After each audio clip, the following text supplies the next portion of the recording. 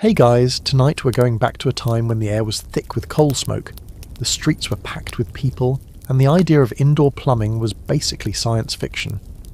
We're dropping straight into Victorian Manchester, around the year 1842, a city growing so fast it can barely keep up with its own population, let alone its sewage. It's loud, it's grimy, and yeah, you probably won't survive this. So before you get comfortable, take a moment to like the video and subscribe, but only if you genuinely enjoy what I do here. Let me know your city and what time it is for you right now down in the comments. Now dim the lights, maybe turn on a fan for that soft background hum, and let's ease into tonight's journey together. You arrive just as the sun begins to rise, though the light struggles to reach the streets. The air has weight to it, thick with soot, damp from the River Irwell, and scented with equal parts coal, horse manure and yesterday's waste. You step off the cobbled main road and onto a narrow path, crushed between two towering brick buildings, already blackened by factory smoke. A low haze floats just above the rooftops, catching the morning sun in a sickly orange glow. You're here now, in the heart of industrial England's fastest growing city. Welcome to Manchester. The street is alive, not in a warm or romantic way, but in the way of something overripe. People stir in doorways, children cry somewhere close by, and someone is already shouting about bread. You notice that the buildings, though tall, are crumbling in places. The wood of doors and window frames is swollen from the ever-present damp, and bricks are loose under your feet. The year is 1842, and Manchester is a contradiction in motion. At its heart, it's the engine room of the British Empire. Factories here produce more cotton goods than anywhere else on earth. But for every booming mill and new train line, there's a tenement stuffed with coughing children and rain-soaked bedding. You're walking the fine line between glory and grime. Within moments, your boots are splashed. The gutters run with something brownish, and you don't want to guess what. Most homes here share one outdoor privy between dozens of tenants, and waste collection is more of a theory than a service. As you glance down an alley, a rat, bold, plump and disturbingly calm, strolls across your path like it pays rent. The city grew too fast. That's the official excuse. In just a few decades, Manchester went from a market town to a roaring industrial hub, attracting tens of thousands of workers from across Britain and Ireland. There was no time to plan, no zoning, and no mercy for the poor. Housing popped up wherever land was cheap, which usually meant flood-prone lowlands and areas boxed in by canals and smoke-belching factories. You're just a few blocks from Deansgate, one of the city's main arteries, but already the terrain shifts. The buildings close in. The light dims further.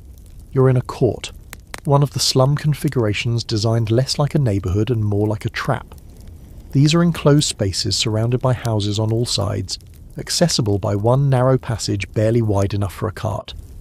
Once you're in, you're sealed off from sight, sound and often help. A man pushes past you, muttering something under his breath in a thick Lancastrian accent. His boots are cracked, his coat patched. A young girl with straw-coloured hair holds onto his coattails, barefoot despite the October chill. She stares at you briefly, her face pale, lips bluish, before they disappear down a set of steps leading to a basement room. You didn't realise until now that people actually live down there.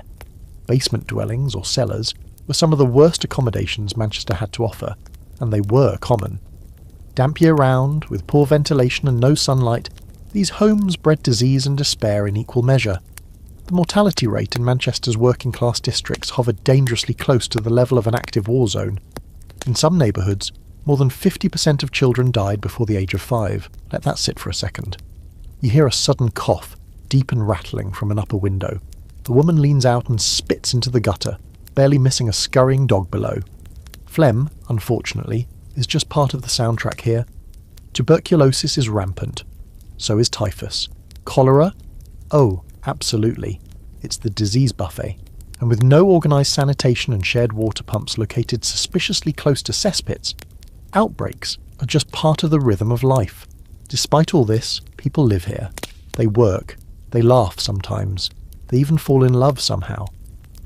In the middle of this constant pressure cooker, there's an incredible grit.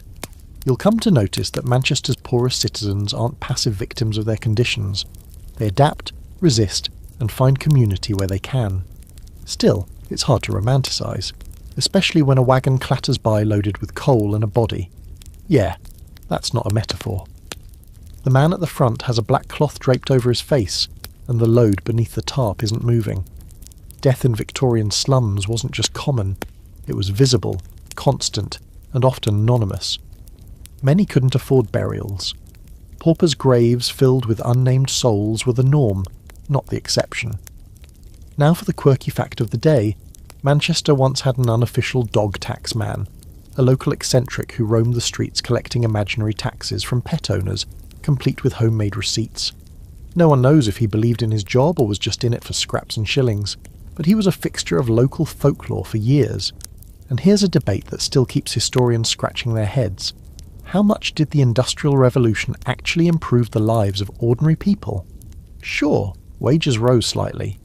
But what's a few extra pence when you're breathing soot, raising 6 kids in one room, and fighting cholera every summer? Some scholars argue that rural life, for all its hardships, offered more stability and cleaner air. Others claim the city gave working-class families access to food, services, and even rudimentary education they never had before. No one fully agrees, and maybe no one ever will. You stand there for a long moment, watching as a baker's boy rushes past swinging a half-empty basket. The sounds of a mill starting up begin to rise in the distance, an industrial hum that builds into a full-throated mechanical roar, and behind it all the city breathes, a deep, ragged breath, like a giant who hasn't slept in years. This is where you'll be staying for a while. Don't worry, you'll get used to the smell. You take your first real steps into the slum proper, leaving behind even the faint odour of the main street. The moment you pass under the low archway into one of the courts, the world seems to change. The air grows heavier, staler. Sounds become more immediate, like they're echoing off the close-set walls of a deep canyon. You've entered a place where the sun barely reaches and the city barely remembers.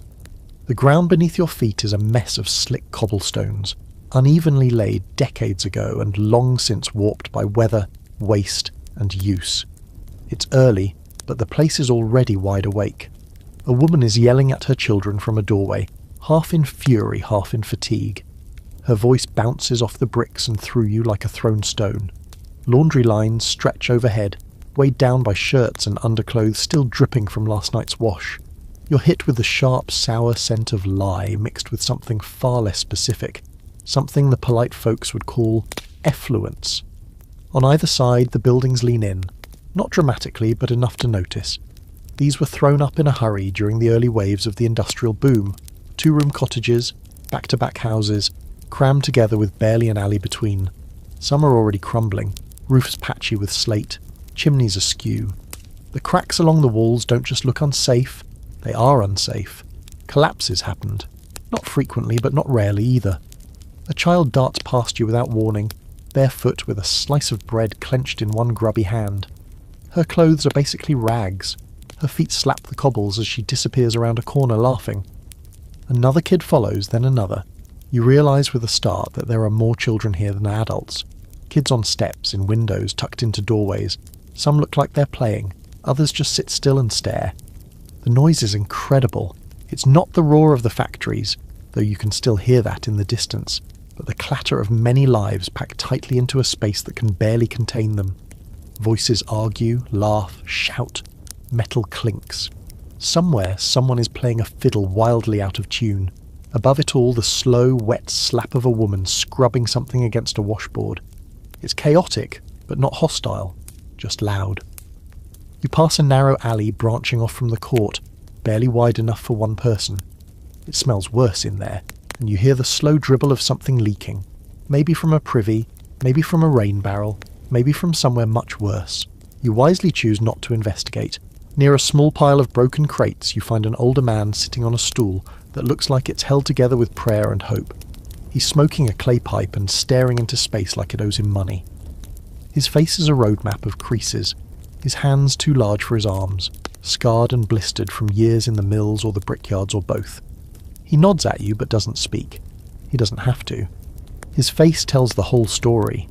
You get the distinct impression that nobody here is really alone, even if they're by themselves. The slum is a web. Families, neighbours, landlords, debt collectors, street vendors, and the occasional rat, all tangled together in a tight mesh of survival. You pass a window propped open with a spoon, and see a mother rocking a baby with one foot while kneading dough with both hands. Next door, someone has strung a broken umbrella over their window to block the rain that never seems to stop. Victorian Manchester didn't build these slums, it became them. The flood of workers into the city meant every available space was taken and then subdivided. One house meant for a family of 4 now holds 20 people. Cellars become bedrooms, sheds become kitchens, attics, if you're lucky, are slightly less damp. There's a weird kind of rhythm to it.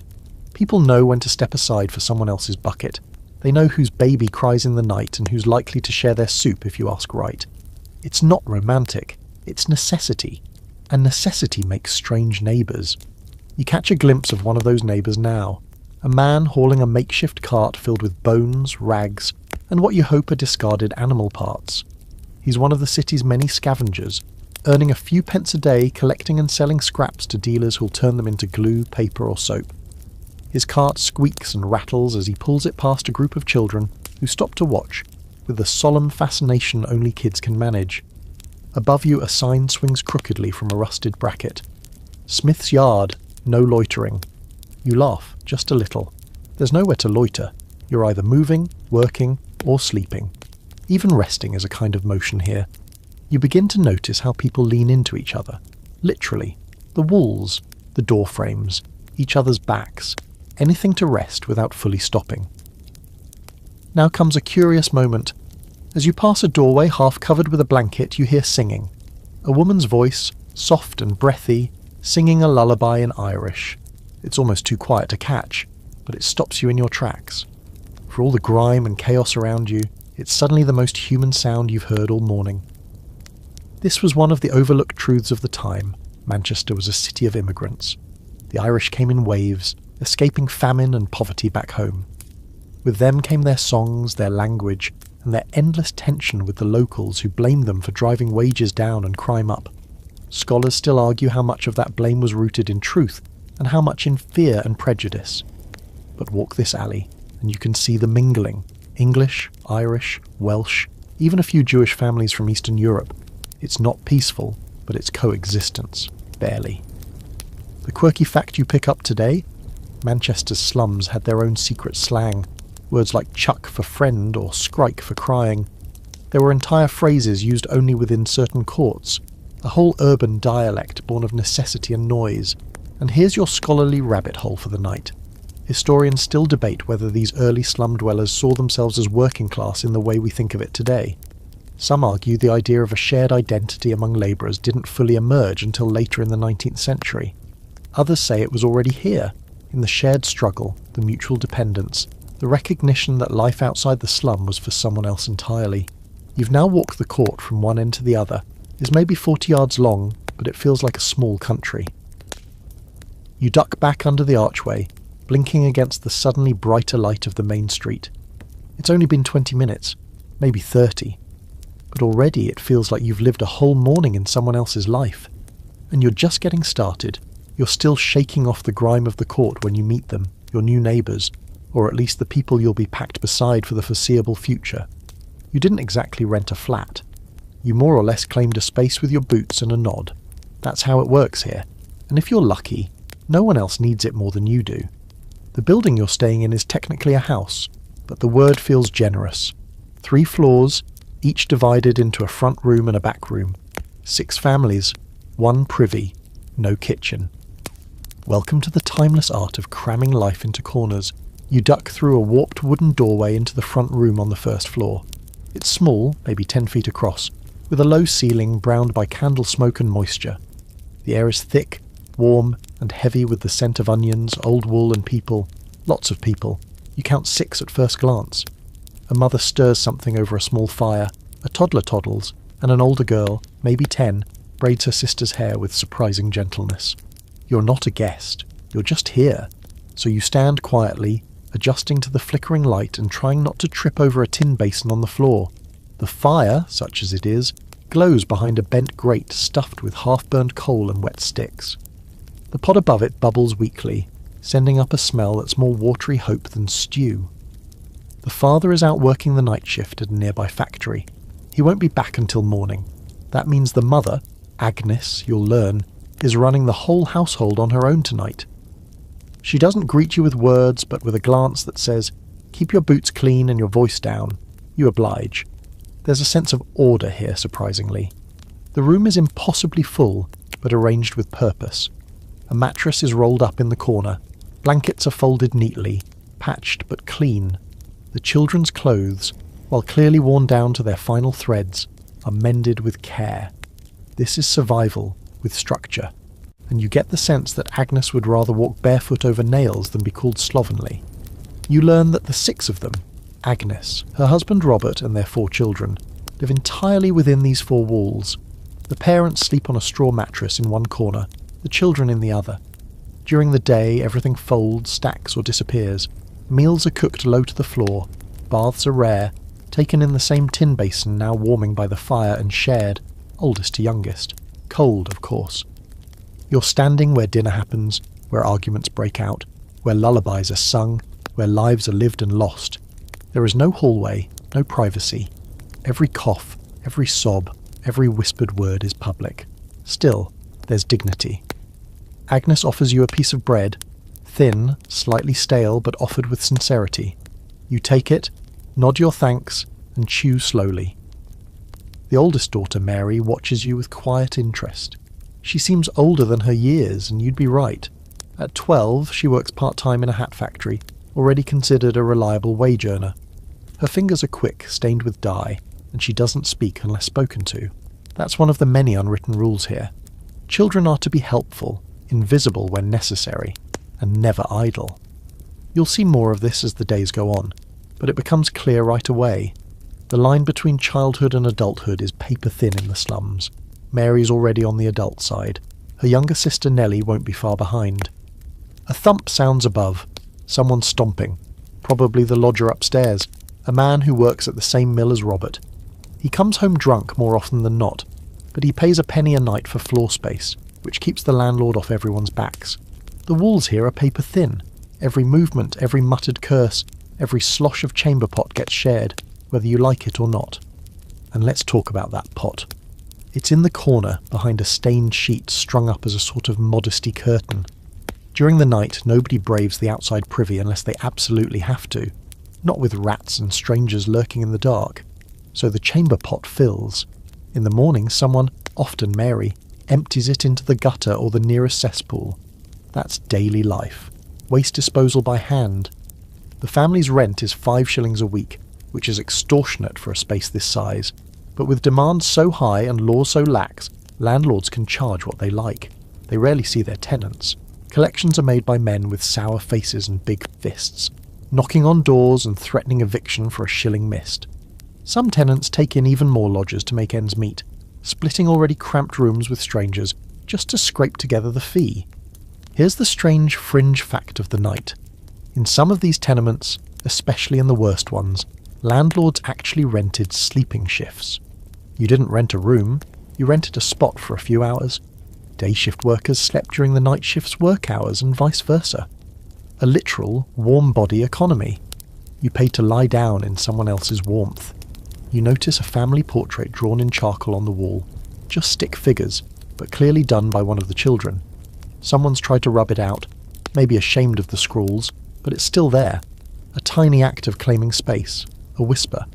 We live here too. The debate historians can't quite settle. Whether families like this one had more stability in slum housing than in the rural shacks they left behind. Urban poverty was brutal, but predictable. You could sometimes find work, scrape together rent, band together. Rural life was slower, but less forgiving in its own way. A bad harvest could mean total ruin. Cities offered a cruel kind of consistency. Back in the room, Nellie lets out a laugh. It's small but bright, and for a moment the entire place feels softer. Agnes doesn't smile, but her voice gentles as she tells her daughter to finish her bread and leave you alone. The youngest boy, Sam, is asleep already, curled up against the wall, a thumb in his mouth and a sock over his hand for warmth. You sit on a crate in the corner, the fire throwing flickers of gold across the soot-stained ceiling. This is where the night settles, not in silence, but in a gradual quieting. The voices lower, the shadows lengthen, the breathing deepens. For now, this is home. Cramped, loud, exhausting, but shared, and somehow still human. Tomorrow you'll follow Mary to work. But tonight, you sleep where you sit. Your back against the wall, head tilting forward, listening to the city breathe through thin wooden boards. Morning doesn't arrive so much as it creeps in, grey, reluctant and damp. You wake with a stiff neck and a crick in your spine from sleeping upright against the wall, your body half folded like laundry. The fire's gone out, and the air has taken on a cold, mildewy bite. Somewhere above you, someone is already stomping around, boots clumping across old floorboards that groan in protest. One of the children coughs, a deep rattling sound that seems far too serious for a 5-year-old. It keeps going, and going. You blink away the last cobwebs of sleep and watch Agnes lift the boy from his nest of blankets. She barely reacts to the noise coming from his chest. It's just another sound, like rain on the roof or a pot boiling over. He's wrapped tighter in a shawl, then set near the fire as she starts working to relight it. A flint sparks. The first crackle of flame is coaxed from damp kindling. Smoke curls up and out through the crooked chimney. The day begins. You're stepping outside again, and the air smells faintly of coal dust and something worse. Human waste. You nearly slip on the slick cobblestones outside the door. A long brown stain oozes its way toward the gutter, and you realise belatedly that the chamber pot's been emptied recently. It's not the only one. A row of them lines the alley edge, each one waiting for someone brave, or desperate, enough to do the honours. Welcome to Sanitation Slum Edition. In the best parts of town, houses are starting to connect to primitive sewer systems. Water pumps are placed strategically, and some lucky homes even have indoor facilities. But here, in the maze of the courts and alleys, your options are bleak. Most of the privies are shared by 10, sometimes 20 households, and the waste. It goes into a cesspool beneath or behind the building, left to stew in the dark. When it overflows, as it often does, it seeps into basements. Floors buckle, walls mould. Breathing becomes an act of bravery. And that's if you even have a privy. Some buildings never got one. People do what they must. Gutters, buckets, quiet corners. Children are taught from an early age to step carefully and mind the smell. You hear of one landlord who locked the privy to keep the neighbours out. Another simply let his tenants handle it, and refused to pay for the cost of emptying the cesspool. These are the kinds of choices that turn inconvenience into illness. You follow Mary around the side of the building as she grabs a battered tin pail and heads for the nearest pump. It's only a few blocks away, and already a line has formed. Women and older children clutching empty jugs and pails, shuffling in the chill, whispering complaints under their breath. The pump squeaks as it's pulled, sending out a gurgle of water that smells vaguely of iron and dirt. This pump, unlike many, isn't too close to a cesspool, but not all of them are so well placed. It's one of the big debates of the time. How much disease comes from the air and how much from the water? Some doctors still believe in miasma, that filth creates poisonous vapours that make people sick. Others are beginning to suspect something smaller, more invisible, might be the culprit. Germs, though still just a whisper of an idea, are gaining ground. But you don't need a medical degree to know that something here is killing people. Cholera has already swept through Manchester multiple times by now. 1832, 1848, and again in the early 1850s. Whole families gone in days. It hits hardest in neighbourhoods like this one, where people drink from the same source they wash and defecate near. There are no quarantines, no safety nets, just the grim efficiency of death. You hear about one outbreak where a landlord refused to clean a cesspool despite pleas from tenants. The stench grew unbearable. People began to vomit just walking past it. When finally emptied, weeks too late, it was discovered that the decomposing waste had been soaking into the building's walls. The entire structure had to be condemned. Not that it stopped someone from moving in again a few days later. This is why a child's cough sends a ripple of fear through the room. Not because it's rare, but because it's not. You head back with Mary, bucket in hand. It's heavier than you expected. Along the way, she tells you matter-of-factly that her cousin died of the runs last summer. That's how they talk about it. The runs, or the fever, or just wasting away. You don't hear words like dysentery or typhoid. Not because they don't exist, but because names don't matter when the result is always the same. Here's a quirky fact for you. Manchester's night soil, yes, that's exactly what you think it is, was sometimes sold to farmers outside the city. Carted out in the dead of night, it was euphemistically called London's gold, despite originating up north. A whole grimy economy revolved around what people flushed. or didn't. Back at the house, Agnes takes the water and begins scrubbing clothes in the same basin that later serves as the bathtub. The soap is harsh, made from animal fat and lye, and it stings your nose even from a few feet away. She beats the clothes against a flat stone, humming softly under her breath, the tune barely rising above the rhythm of her work. She's not doing laundry because it's laundry day. She's doing it because the kids have lice again. You watch as she boils water on the fire, then pours it over their bedding. It's the only way to kill the eggs. She'll hang the sheets out, smoke the straw from the mattress, and maybe, just maybe, buy a new comb this week, if there's any money left after bread. Historians still argue whether the public health crises in slums like this were truly the fault of rapid industrialisation, or the failure of early governments to regulate housing and infrastructure. Some say the cities grew too fast to keep up. Others point out that reforms weren't even attempted until the upper classes began catching cholera too. Suddenly, sanitation wasn't just a poor problem. Either way, people like Agnes didn't have time to debate it. They cleaned what they could, when they could, and prayed for dry weather. Rain made everything worse. The courtyards flooded, the gutters overflowed, and the stink climbed the walls like ivy.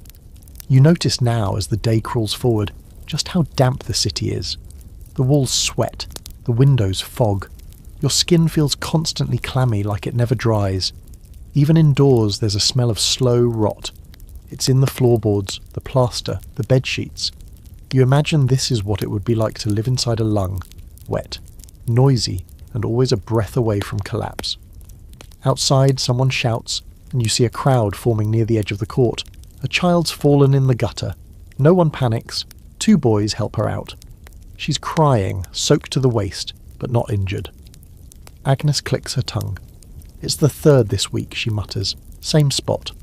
And then goes back to scrubbing. It's not shock, it's maintenance.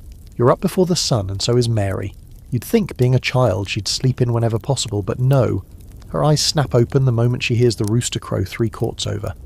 No one owns a clock here, of course, but there's a rhythm to the neighbourhood, and Mary's learned to read it like music. The soft footsteps overhead. That's the bricklayer leaving for the early shift. The coal cart rumbling down the alley. That's your 5-minute warning. Time to move. She dresses quickly and quietly, pulling on a threadbare dress, a shawl full of holes, and boots stuffed with paper to cover the places where the soles have worn through.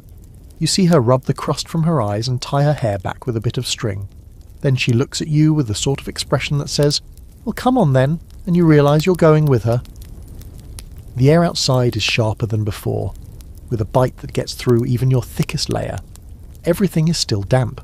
The cobbles glisten with whatever filth settled during the night. The sky's the colour of wet ash, and fog curls low against the buildings. The city is waking up, but slowly, like it resents having to do so at all. You pass rows of identical houses, narrow, brick, soot-stained. Some doors hang open, revealing rooms no larger than cupboards. Others are shut tight, with fabric wedged in the cracks to keep out the cold. You smell smoke, onions frying, and something distinctly chemical. Manchester is a stew of scents, and half of them shouldn't be inhaled for long. Mary walks quickly. She knows the route too well. She's been doing this for nearly a year now, ever since her family needed the extra coins to stay afloat. She's one of thousands. Child labour isn't the exception, it's the norm. Children as young as 5 work here, not because they want to, but because not working is a luxury only the rich can afford. You reach the mill as the factory bell rings out, a long, low groan of a sound that echoes through the fog like a threat. You're standing before a towering brick structure, 4 stories tall, with rows of black windows like dead eyes. Smoke churns from tall chimneys above, billowing into the grey sky until the whole horizon looks bruised. The mill looms. You follow Mary inside, ducking under the arm of a foreman who barely looks at her. He knows her, knows she's never late, that she works fast and doesn't complain unless it's something serious, like a missing finger. The noise hits you like a fist. It's constant, deafening. Machines clatter and snap, belts spin, gears grind. You feel it in your teeth, in the soles of your feet. Conversations are impossible. People communicate with hand gestures, nods, and practice stares. Mary moves through it all like a dancer who's memorised every step. She takes her place at a spinning frame, one of dozens lined in perfect, miserable rows. Her job? to clean and thread broken strands of cotton as they snap. She has to move fast. If she's too slow, the machine jams, or worse, someone loses a hand. Children are often chosen for this task because their small fingers can fit into spaces adults can't reach. Efficiency through endangerment. You stand near the wall, trying to stay out of the way, though no one would notice if you vanished. The workers are ghosts already, cloaked in lint, their faces pale, mouths set in tight, exhausted lines. You see one boy, maybe 8, coughing uncontrollably. No one flinches. He keeps working. The cough is normal. Everyone here breathes the same choking air day in, day out. This cotton dust, called fly, fills the lungs. There's a name for it, of course. Byssinosis, mill fever, brown lung. It starts with a tickle, moves to a cough, and ends in slow suffocation. But that's later. For now, Mary threads cotton with nimble fingers, pulling and twisting with the speed of someone who knows that slowing down might cost her more than a wage. You learn that a typical shift runs 12 hours, 6 days a week, with 2 short breaks. Lunch is whatever you can bring. Bread, maybe a bit of cold porridge. There's no cafeteria, no break room, just a corner, a wall, and a minute to chew before the machines roar back to life. You glance around at the adults. Many are women. Their faces are hollow, lined with dirt and fatigue. One adjusts a headscarf over hair that's been thinned by years of exposure to chemicals. Another has lost part of her ear. Caught in the spinning jenny months ago. There was no compensation. She just came back to work with a bandage and the knowledge that next time she should lean further away. The foreman circles the room like a hawk, his boots echoing on the stone floor. He carries a cane, not for walking. It's a reminder. You see a girl near the back start to doze off just for a second. The cane slaps down on a nearby table and she jumps. No words are exchanged. Just fear. Now for your strange fact of the day. Some factory owners actually installed ventilation systems, not for the workers' health, but to reduce the chance of fires. Cotton dust is incredibly flammable. One stray spark, and the whole building can go up like dry straw. A few enlightened mill owners thought it was wise to keep the air clean enough that their machines didn't burn down. Worker safety was just a lucky byproduct. And here's a historical debate still swirling. Did the Industrial Revolution liberate working-class women and children by offering them wages and a role in society? Or did it trap them in brutal cycles of exhaustion and early death? Some argue it was a step toward empowerment. Wages meant choices, however limited. Others say the factories were just new cages, this time made of brick and coal dust. You check back on Mary. She's still working. She hasn't stopped once. Her fingers blur as she knots broken threads and feeds cotton into the humming machines. A small blister on her thumb pops, and she doesn't even wince. This is just another day. Hours pass. The light outside dims again. You lose all sense of time. Everything is grey, clattering, endless. Finally a whistle blows. Machines power down one by one like giants falling asleep. Mary wipes her hands on her dress and joins the line of workers filing out. Her eyes are red. Her nose is running. She's too tired to speak. You walk home beside her in silence, stepping over puddles and broken bricks, dodging the occasional cart. The streets are darker now. Fires burn in alleyways. Laughter echoes from a nearby tavern. But Mary doesn't look up. She's focused on getting home, on food, on rest, on the few hours of quiet before it all begins again. Back in the slum, Agnes takes one look at her daughter's blistered hands and sighs. She gently dabs them with a bit of vinegar and wraps them in cloth torn from an old pillowcase. No complaints, no pity, just care. This is the rhythm of work in Victorian Manchester, and tomorrow it will happen again. You wake to the sound of coughing, deep, guttural and far too close. It's coming from above, below, and beside you. A chorus of lungs playing a tune that no one wants to hear. The kind of cough that rattles windows. The kind of cough that gets ignored because if people started counting, they'd lose track. You open your eyes slowly. There's still no real light in the room. Just that bluish-grey haze that means morning is technically here, even if the sun is still shy about showing its face. Mary's already gone to the mill again. You missed her leaving. Her feet are quieter than they were yesterday. Or maybe you're just more tired now. You step outside into the alley and immediately wish you hadn't. The air tastes like dry smoke and wet ash, and your eyes start to sting. Everything's grey, and not in a poetic, foggy Victorian drama kind of way, more like the inside of a furnace that someone left open too long.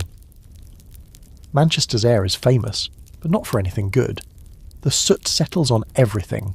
Walls, windows, clothing, skin. Your fingernails are already rimmed in black no matter how often you scrub them.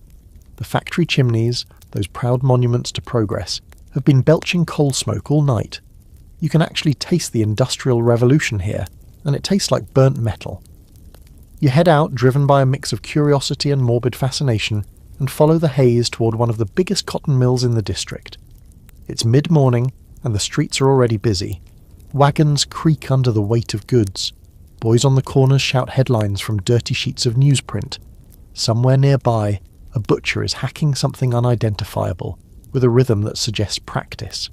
The city breathes out smoke, and you breathe it in whether you want to or not. The mill towers above you like a cathedral to labour. Red brick, soot-dusted windows smeared with a film that hasn't seen glass cleaner in decades, if ever. The chimneys rise like columns, thick black clouds rolling out of them like ink across a page. You try not to inhale too deeply as you step inside. Inside the mill, the sound is even worse today. The looms are running at full tilt and the air is thick with cotton fibres. You can barely see across the room through the haze of fly dancing in the weak light. You instinctively hold your breath, but it doesn't matter. After 2 minutes, you're coughing too, your throat raw, your eyes watering.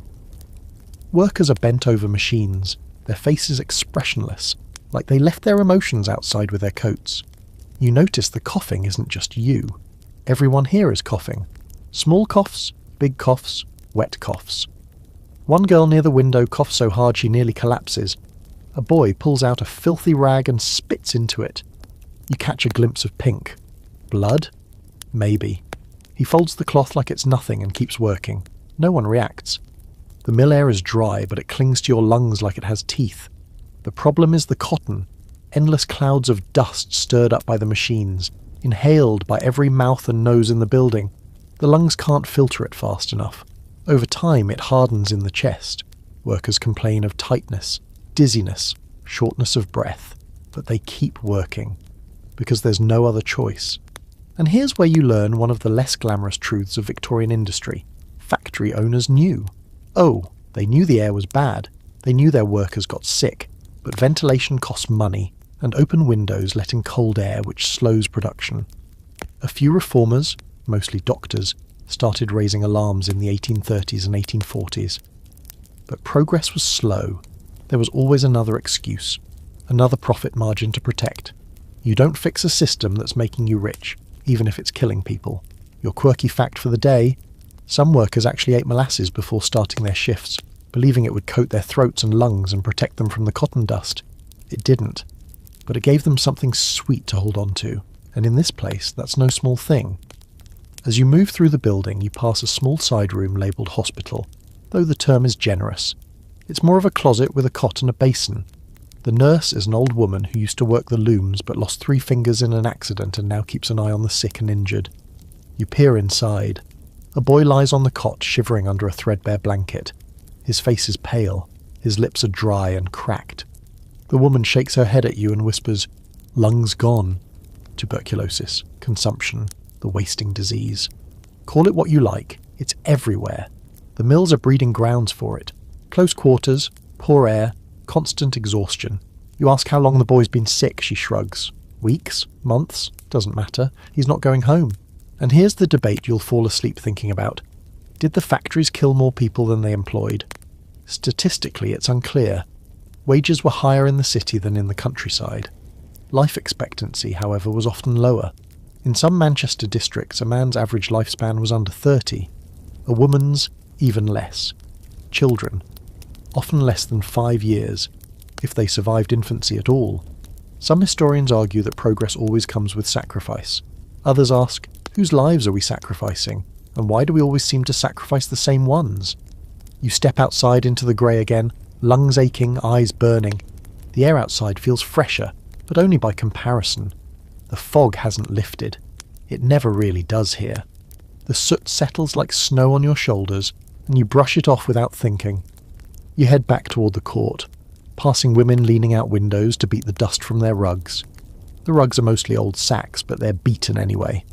A man coughs behind you, a dry barking sound, and spits onto the street. A dog noses at it, uninterested, and moves on. This is normal. Back at the house, Agnes has opened the window a crack to let in some fresh air. The smoke inside is less noticeable than in the street, but not by much. She's boiling water in a pot that's more rust than metal, throwing in scraps of herbs and onion skins.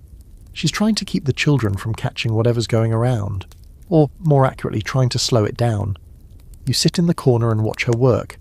She doesn't speak much today. Her face is drawn, and you notice the lines around her mouth have deepened. Her youngest, Sam, still has that cough. She presses a hand to his forehead, feels the heat, and doesn't flinch. You try to imagine living like this, breathing like this, every breath a gamble, every inhale a reminder, and then you remember you are living like this now, for a while anyway. The soot has settled into your clothes, into your skin, into your thoughts, and tonight, when you close your eyes, you'll still hear the machines and feel the weight in your chest, like a hand pressing gently, patiently down. It's getting dark when you find yourself drawn toward a strange kind of glow, flickering from behind the warped shutters of a building that leans slightly, like it's had one too many bad nights and never quite recovered. There's a sign above the door, hand-painted and barely legible through the layers of grime and soot, the Hare and Whistle.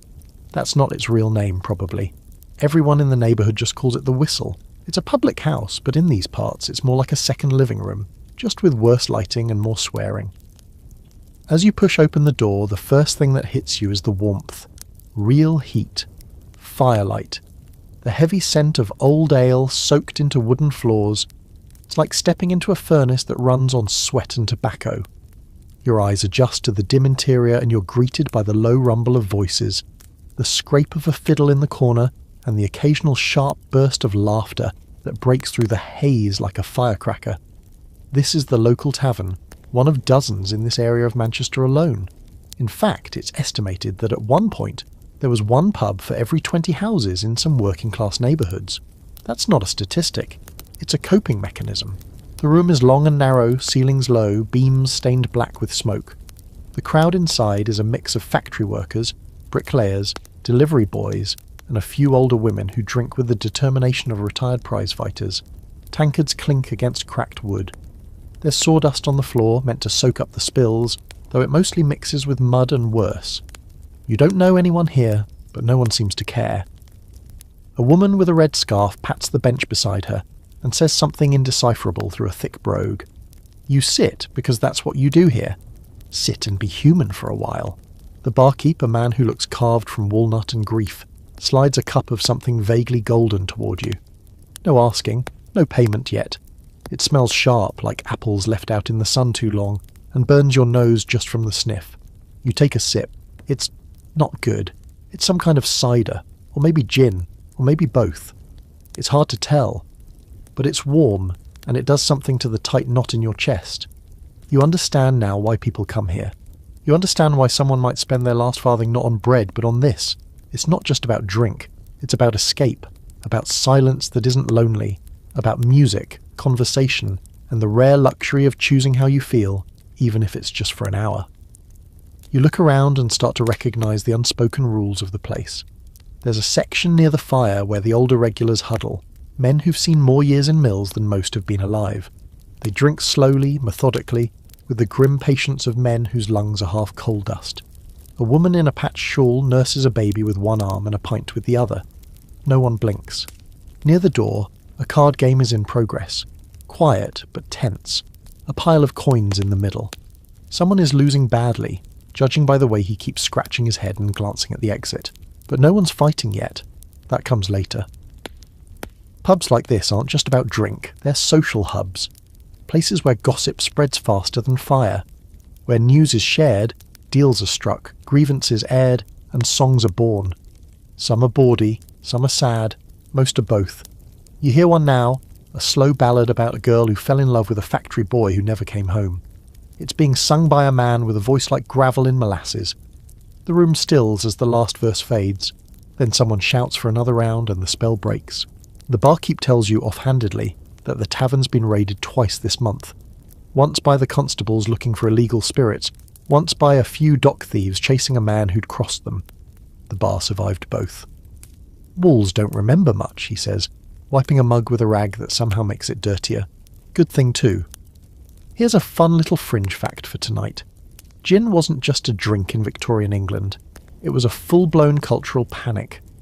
People blamed it for everything from crime to poverty to the moral collapse of society.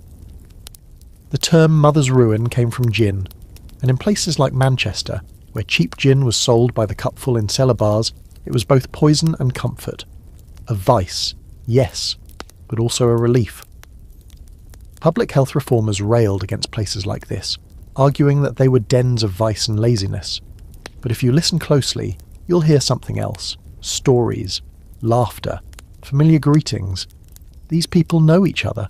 They survive together. And maybe, just maybe, a few pints help with that. The debate that still stirs among historians? Was alcohol the problem, or the only thing keeping people from falling apart? Some argue that drink worsened the plight of the poor, siphoning off what little money they had and driving violence in the home. Others insist it was a survival tool, something to dull the edges of lives lived in relentless hardship. The truth, of course, is murky, like the gin. You watch as a man slams down a coin and yells something about his boss docking his wages for being 5 minutes late. Another man joins in, then another. Soon you've got half a dozen grumbling in unison about fat factory bastards and their never-ending list of rules. For a moment it feels like revolution might be fermenting in the foam of their drinks. But it fades, it always does. Rage is expensive, pints are cheaper. You stay until the coals in the hearth are glowing low and the fiddle has long since been put away. The crowd thins. Some stumble out into the cold night, arms slung around each other singing. Others linger in corners, eyes closed, swaying gently. No one tells you to leave. But eventually you stand, nod to the barkeep and make your way back into the dark. The cold slaps you instantly. The warmth of the pub is gone like a dream, and you're back in Manchester proper, wet, gaslit and unforgiving. The courts are quiet now. The city feels asleep, or something close to it. You crawl into your corner of the room, still warm from the bodies packed around you. Agnes doesn't ask where you've been. She can smell it on your breath. She just gives you a look, a tired one, and pulls her youngest child closer under the blankets. Sleep comes easier tonight despite the hard floor, or maybe because of it. You wake up with a taste in your mouth like old pennies and ash. Your head throbs, not from drinking, though that certainly didn't help, but from the sheer volume of everything. Noise, smoke, bodies, stories. Morning slips into the room like a trespasser, pale and sluggish. The light is a watery grey, and it drips through the cracked window pane as though apologising for being here. Outside, the slum is already in motion.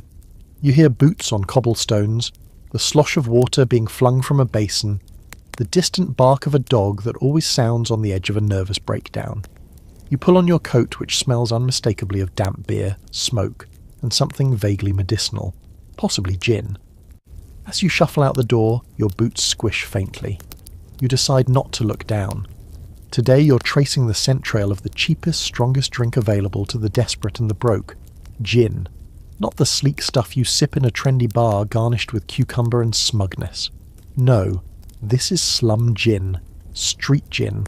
Unregulated, unlabelled, and sometimes bordering on toxic. The people here call it strip-you-naked juice, or blue ruin. If you're lucky, it just gives you a headache. If you're not, well, there are stories. You start your hunt by following the sound of hollow laughter and broken glass. It leads you around a corner, down a set of crumbling stone steps, and into a cellar bar so dim you wonder if sunlight ever dared to enter. It's barely noon, but already half a dozen people are hunched at the bar, each holding a glass of something that smells like floor polish and burnt sugar. The air is thick. No windows, no fire, just sweat and the slow evaporation of spirits that probably violate several natural laws.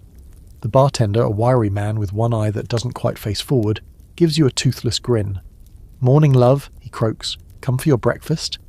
He laughs at his own joke, a dry wheeze that turns into a cough and then somehow keeps going. You nod because what else do you do, and he slaps a tin cup on the counter. The gin is cloudy, almost milky. It smells like it could power a small boat. You take a sip and it burns with the fury of 1,000 hangovers. There's a faint aftertaste of licorice and regret. It's not pleasant. But you understand. You understand why someone would drink this before noon, after a night shift, or instead of eating. Because for a few minutes, maybe even an hour, you forget the cold, the noise, the ache in your back that's never quite gone. A woman next to you downs hers in one go, wipes her mouth with her sleeve and starts humming. She has no shoes, just rag-wrapped feet. Her hands shake, but her voice is steady, and the tune is familiar. You can't name it, but it wraps around your ribs and settles there. She doesn't speak, just hums and sways and stares at something only she can see. And here's the darker truth. Drinking isn't just escape here, it's survival. It dulls pain, physical and emotional. It blunts hunger. It softens grief. It even warms the body, though that's a cruel trick. The warmth is fake, and the chill comes back worse. But for those who have nothing else, this cup is a lifeline. You learn from the bartender, who seems to enjoy chatting between coughs, that this gin wasn't made in a proper distillery. It was likely produced in someone's basement, boiled in a tin still, filtered through cloth, and flavoured with turpentine or sulphuric acid to give it that extra kick. Sometimes they add a hint of juniper, for class. Other times, it's whatever they had on hand. Oil of vitriol, camphor, old herbs. The results are inconsistent at best, fatal at worst, and yet, it sells. At a halfpenny a glass, it's cheaper than tea, which to be honest isn't saying much when tea costs money you don't have. Now here's your quirky fact of the day. In the worst of the slum districts, gin was sometimes served from coin-operated machines. No, seriously. Drop a coin in, and out trickled a shot of the good stuff, if you were lucky. If not, you got water, or vinegar, or someone else's spit. But people lined up anyway, because the promise of gin, even bad gin, was enough. You climb back out of the cellar after a while, your nose tingling, your balance slightly off. The light outside feels rude after the shadowy hush of the gin den. You squint as you walk, only to realise that most people here are squinting anyway, not just because of light, but because of what's ahead. There's nothing to look forward to, not really. Just another shift, another bill, another funeral. You pass a man sleeping in a doorway wrapped in a coat that once might have been blue. His beard is full of crumbs and something green. You hope it's herbs. You hear someone mutter, "That's old Cobb," and then whisper, "Lost his son in the canal," went soft in the head. The speaker shrugs, drinks the gin with the flowers in it. You're not sure what that means, and you're not sure you want to. People drink in the slums for many reasons, some because of loss, some because of boredom, some because they've done the math and realised that over the course of a month gin is cheaper than meat, and it doesn't rot. The reformers, of course, have plenty to say about it. They print pamphlets with sad-eyed women and children begging their father to come home. They preach about morality, self-control and the virtues of abstinence. But they don't come down here. They don't drink the gin. They don't watch someone sell the last trinket their mother left them just to buy another pint of mercy. The ongoing debate among historians is whether these reform efforts helped or hurt. Did temperance movements actually lift people out of poverty? Or did they just lay a shame on top of suffering? There were certainly cases where community support and structured sobriety saved lives. But for every well-run mission hall, there were 10 judgmental tracts that ignored the basic problem. People weren't drinking to be wicked. They were drinking because they were drowning. You take a detour through an alley behind a row of lodging houses and find another impromptu gin vendor, a woman selling from a jug, pouring into chipped cups held out by a half-circle of weary faces. She could be 30 or 60. It's hard to tell. Her hands are cracked. Her eyes are kind in a tired sort of way. She knows everyone's name, everyone's story. She gives one extra splash to a man limping, says nothing, moves on. No signage, no payment records, just the unspoken understanding that if she's caught she'll be fined, maybe jailed, but she'll keep selling, because there's no other job, no other money, and people still want to forget. Back home, Agnes is boiling bones into broth. The smell fills the room, thick and sour. Mary sits nearby, darning socks with bleeding fingers. You catch a whiff of the gin still on your breath, and it sours in your stomach. Agnes doesn't look up. "You went to the whistle," she says. Not a question, a statement. You nod. Her tone is flat, Just don't bring it home. And that's it. That's the whole lecture. You lie down on your patch of floor, your body aching in places you didn't know could ache. The house is quiet except for the slow simmer of the pot and the occasional creak of the ceiling above. The gin has worn off. The fog in your head is lifting, but the cold is creeping back in. Tomorrow someone else will be pouring, someone else will be forgetting.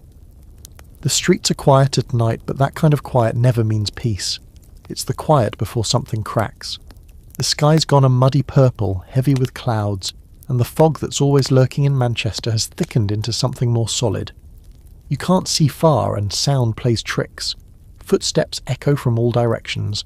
Voices murmur just out of sight, and every so often a sharp whistle cuts the air. Not the bird kind, the kind that means someone's watching. You stick close to the brick walls as you walk. The gaslights are few and far between here, and half of them barely work. Their flames flicker weakly inside grimy glass globes, making more shadow than light. You're heading toward a crossroads where things tend to happen. Not officially, of course. Official things happen in offices. Here, it's more like rumours with legs. That's where you see them. Two men in long coats and tall hats, walking with the slow confidence of people who know they can't be touched. They carry nightsticks, short, polished, heavy. Their boots are spotless, which feels like an insult. You press back into the shadows and watch them move through the fog like phantoms with pensions. These are the local bobbies, the police. Now, if you're imagining Victorian constables as friendly chaps who tip their hats and say, "Evening, madam," you've wandered into the wrong story. These ones don't make much eye contact, and they're not here to be liked. Their job is to keep order, and order, in the slums, usually means reminding the poor to stay in their place. They patrol in pairs, swinging their sticks and peering into alleys.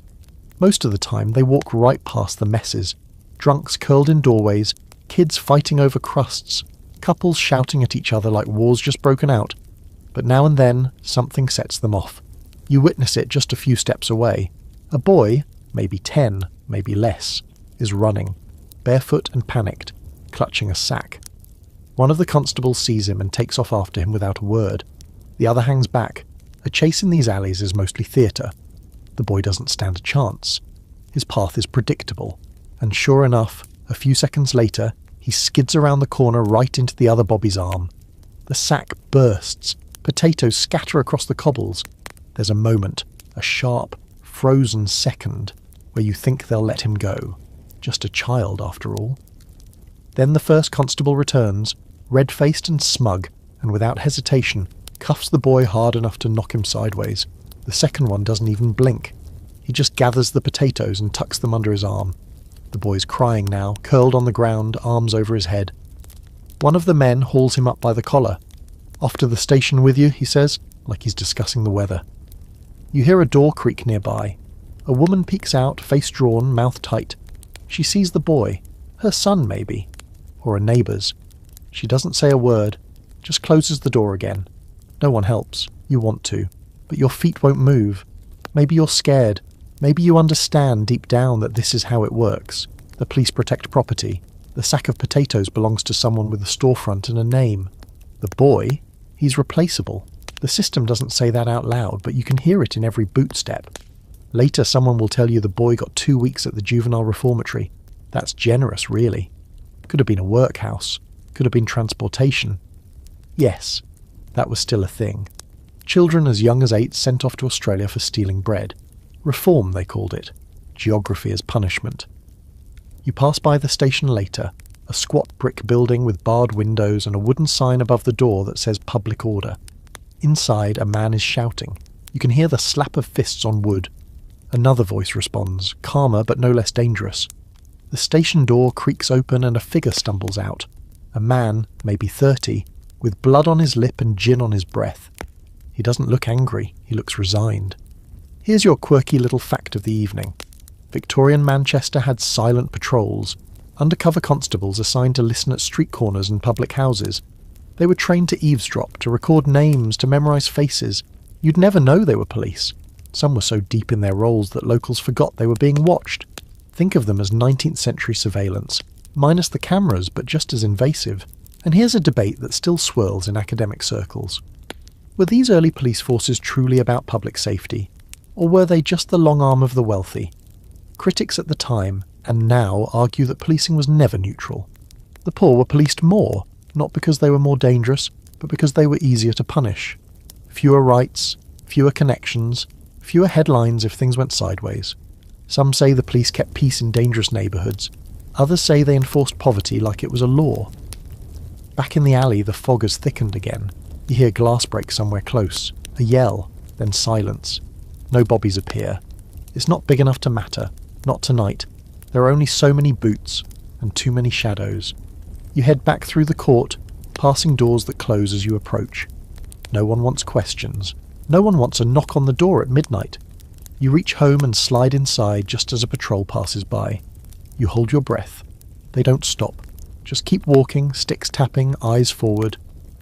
Agnes is sitting by the cold hearth, hands in her lap. She doesn't ask what you saw. She's seen enough of it already. You lie down next to the wall. Mary's asleep, her face slack with exhaustion. The baby's breathing rasps in the darkness. The room smells faintly of soup and coal smoke. It's quiet again. That brittle kind of quiet. The kind that holds its breath. You wonder what the boy is doing right now. If he's still crying. If he has a blanket. If anyone will ask his name. Outside, the constables walk on. It starts with shouting. Not angry shouting. Panicked shouting. The kind that cuts through sleep like a knife. You jolt upright on the hard floor, your breath catching before your mind even has time to form a thought. Then comes the thud of running feet outside, the unmistakable sound of something heavy being knocked over, and a cry, sharp, desperate, and quickly silenced. The room around you is stirring, bodies shifting under blankets, faces lifting out of the half-dark. Agnes is already at the window, pulling the thin curtain aside. Her face is unreadable. You crawl over and peer out with her. There's a crowd gathering at the end of the alley, more shouting. You recognise a few of the men, neighbours from the next court, workers from the foundry down by the river. Their voices are tense, bouncing off brick walls, loud enough to draw others from their doorways. You catch snatches of words. Thief, caught him, bastard tried to run. You slip outside and follow the growing noise. The street beyond the court has turned into a scene. A ring of men, some holding sticks, others just using fists. In the centre, a young man lies crumpled, blood streaming from his nose, shirt torn. He's gasping, trying to speak, but his words are lost under the angry chorus of voices surrounding him. Someone kicks him in the ribs. Someone else spits. You ask what happened, and a wiry man near the front says, "He was stealing from the baker. Saw him snatch a loaf and bolt." Didn't get far. You glance at the young man, barely older than Mary, and see the loaf still clutched under one arm, flattened and streaked with grime. He's not a stranger. He lives 2 streets over. His name's Jacob, and his father died in the cholera outbreak last year. His mother took in laundry until her hands swelled and cracked, and now she mostly sits in silence, staring at the fire. Jacob used to sweep at the tannery, but they let him go when his boots wore through and he slipped twice in 1 week. None of that seems to matter now. The crowd isn't police. This is a mob, but it's wearing the face of justice. You notice the shift, the way the tone has changed from outrage to sport. A few of the men are laughing, one has a bottle, cheering each punch like it's a prize fight. It isn't punishment anymore, it's entertainment. But then a shout pierces the chaos. "Leave off! He's had enough!" It's a woman's voice, loud, furious, and close to breaking. Jacob's mother pushes through the crowd, her arms trembling as she lifts her son's head from the ground. The men pull back slightly, muttering. One of them tosses the loaf toward her. It hits the cobbles and rolls into the gutter. Nobody helps her carry him home. You follow at a distance, the weight of what you just saw settling on your chest. That was justice in the slums. Quick, brutal, and uneven. If Jacob had stolen a coin or a piece of cloth from someone's wash line, he might have gotten away with it. But food, that triggers something different. Maybe it's the idea that hunger is a weakness, and weakness threatens the already fragile order. Maybe it's that everyone's starving, and someone taking more than their share feels like betrayal. Later that morning, you wander through a market street where vendors shout half-heartedly behind their carts. Potatoes, bread, fish, if you can call it that. Most of it is already bruised or beginning to rot, but the prices are high anyway. Supplies down, wages are lower. The city's growing, but not evenly. People at the top are making fortunes. People down here are making stew from bones and peelings, and that's if they're lucky. A thin man with a cart of overripe apples swats away a child trying to grab one. The boy runs, laughing, more hungry than mischievous. No one chases him. This is a daily performance. Everyone plays their part. You stop by a group of women clustered around a soup kitchen line. What passes for charity in these parts? A few get bowls of thin broth. Others are turned away because the pot is already empty. You hear one woman say she's been sleeping in the stables with her 2 boys. Another lost her room after her husband vanished with the last of their rent. Drunk himself across town, she mutters. It hits you that theft here isn't about greed, it's about math. How many mouths do you feed? How many hours can you work? How far can a crust of bread stretch before something snaps? Here's your quirky fact for the day. Victorian Manchester once had bread riots. That's not hyperbole. Actual riots, sparked when prices spiked and the poor couldn't afford basic staples. In 1812 and again in the 1840s, mobs stormed bakeries, overturning carts, smashing windows and seizing loaves by the armful. Authorities responded with troops, sabres and gunfire, all over bread. And the scholarly debate? It circles around the concept of moral economy. Some historians argue that the working poor had a shared understanding of fairness, that basic food, even if not free, should at least be attainable. When that line was crossed, when bakers raised prices or merchants hoarded grain, the people felt justified in breaking laws that no longer protected them. Others say it's more chaos than principle. Starvation drives desperation, and desperation has no ethics. You walk back through the alleys, passing the corner where Jacob was beaten. There's no blood now, just the smear of it, thinned by the morning mist, a reddish ghost on the stone. The city has already moved on. Back home, the children are quiet.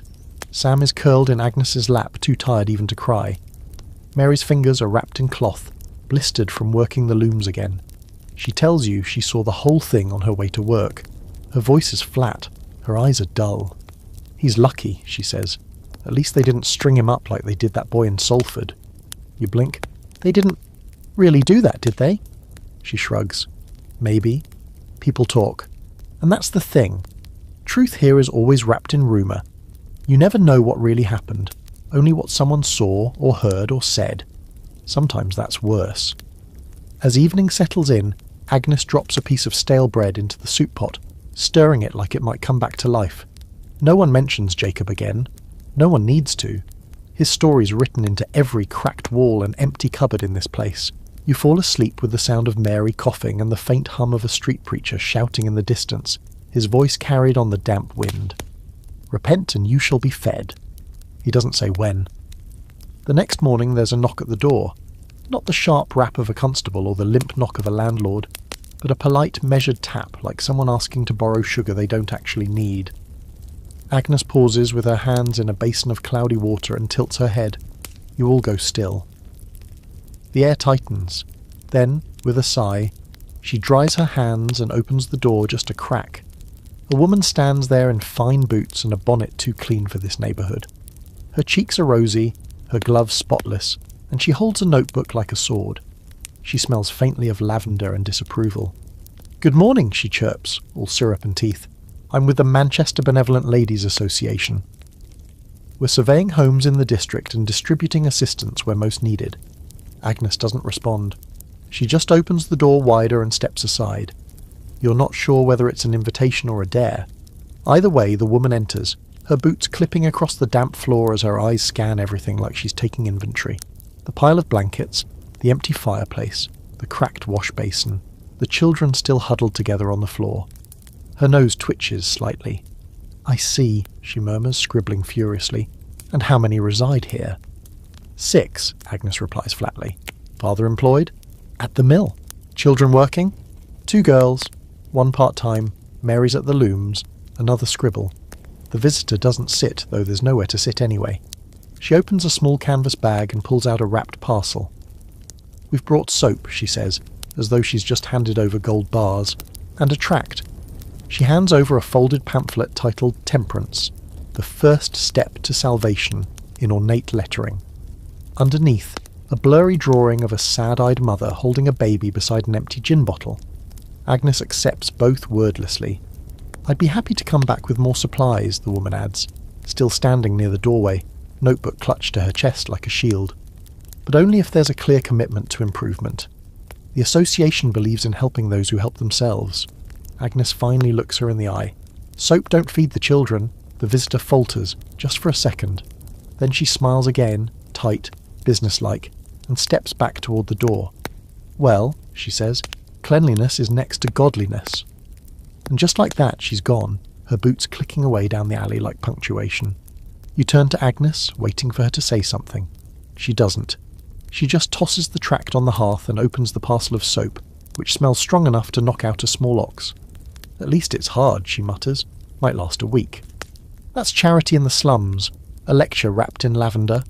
It's not all bad. Some of the associations really do bring food, medicine, clothes. But there's always a cost. Not in shillings, but in dignity. You can have help, but you have to earn it with piety, obedience, and a face scrubbed clean of defiance. Later that day, you wander past a different sort of charitable enterprise, the local mission house, a large brick building with peeling white paint and windows too high to peer into. Inside, they offer meals, baths, prayers, and sermons, in that order, if you're lucky.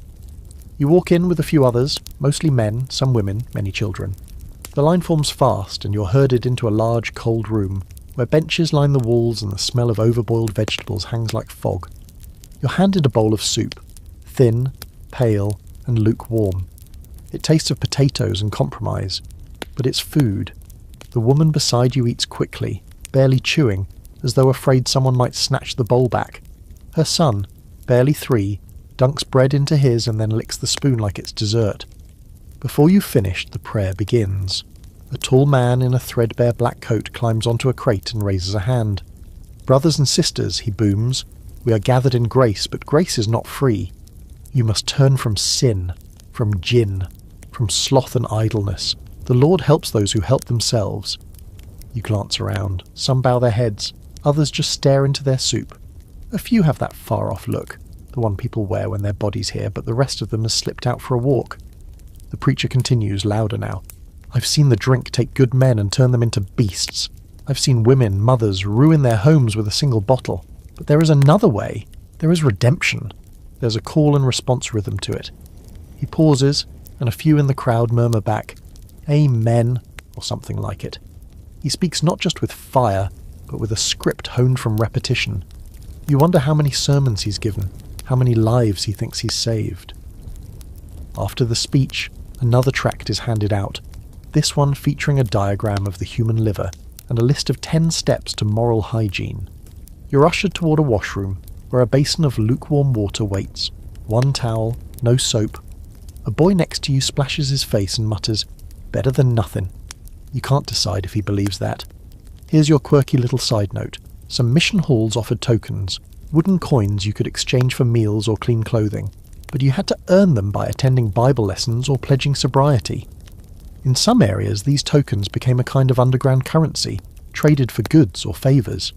Faith, it turns out, was negotiable, and now a debate still echoing through scholarly circles. Were these philanthropic missions more about lifting people up or keeping them in line? Some argue the help was genuine, well-meaning attempts to fight the poverty the state refused to address. Others believe it was all about control. Feed the poor, but only if they behave. Clean them, but only if they pray. No agency, just conditional mercy. You head back out into the damp dusk, the soup warming your stomach, but not much else. You pass a woman scrubbing her doorstep with the new bar of soap from the association, her hands red and raw. A little girl helps her, humming the tune of a hymn you heard just minutes ago. You reach the house as the sun begins to disappear behind a wall of factory chimneys. Inside, Mary is sewing patches onto Sam's trousers. Agnes holds the tract from earlier in one hand and the bar of soap in the other. What's it say, you ask? She doesn't look up. Says the Lord don't like the smell of us. You sit beside her as the fire flickers low. Outside, the preacher's voice still echoes faintly through the alleys, bouncing off bricks and bones. Inside, there's silence again, the kind filled with unspoken thoughts. Agnes breaks it, finally, with a quiet question. Think we're dirty because we're poor, or poor because we're dirty? You don't have an answer. Neither does anyone else. It's Sunday, the only day of the week that doesn't begin with factory whistles or the hollow thud of boots on wet cobblestones. But don't be fooled. Sunday doesn't mean rest. Not here. The air is still cold, the room's still damp, and the stomach's still empty. The only real difference is the noise. Instead of looms and carts, it's the droning of hymns and the shuffle of church shoes across cracked stone streets. Agnes is already up, her fingers red from scrubbing Sam's only clean shirt in a tin basin filled with water that's gone cold before she even started. She's humming, just under her breath, something half forgotten and wordless. A lullaby, maybe. Or something her own mother used to sing while doing the same kind of work. There's a rhythm to it, a sound of weary peace. You and the children are headed to the local mission again. Not for soup this time, but for what they call Sunday improvement. It's part Sunday school, part lecture, part hygiene clinic, all stuffed into a single dim room behind the chapel. Children are required to attend, more or less. If they want to keep their names on the charity list, they sit, listen, recite, and wash. Always, always wash. You arrive just as the bell rings. The building smells like wet wool and lye soap. The girls are separated from the boys. Older children help the younger ones to find their places.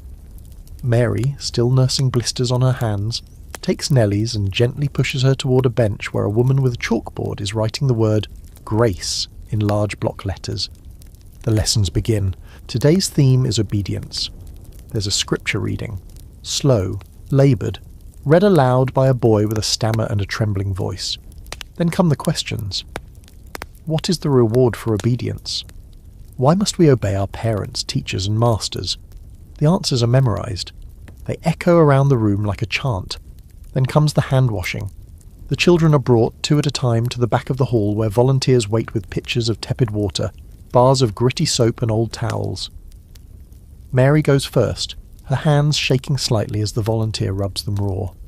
"Mustn't let yourself get filthy," the woman says gently, but there's an edge to it. Cleanliness pleases God. You see her flinch when the soap hits a blister. Next is Nellie, who's too young to be careful. She splashes, misses the basin and ends up soaking her dress. The volunteer clucks disapprovingly. Unladylike. Nellie's lip trembles, but she doesn't cry. Back at the benches, there's a story time. A tale of a boy who stole a penny and ended up transported to Australia, where he lived among convicts and never saw his family again. It's a parable, of course, meant to scare the sin out of everyone. But the children don't react. They've heard worse. Probably seen worse too. You overhear two boys behind you whispering. One says his brother was caught with a button, just a button, and sent to the workhouse. Didn't even want it, boy mutters. Just picked it up. The session ends with a hymn, sung half-heartedly by dry throats and tired lungs. The words are about mercy, but the melody is funereal. It echoes in your ears long after the last note fades.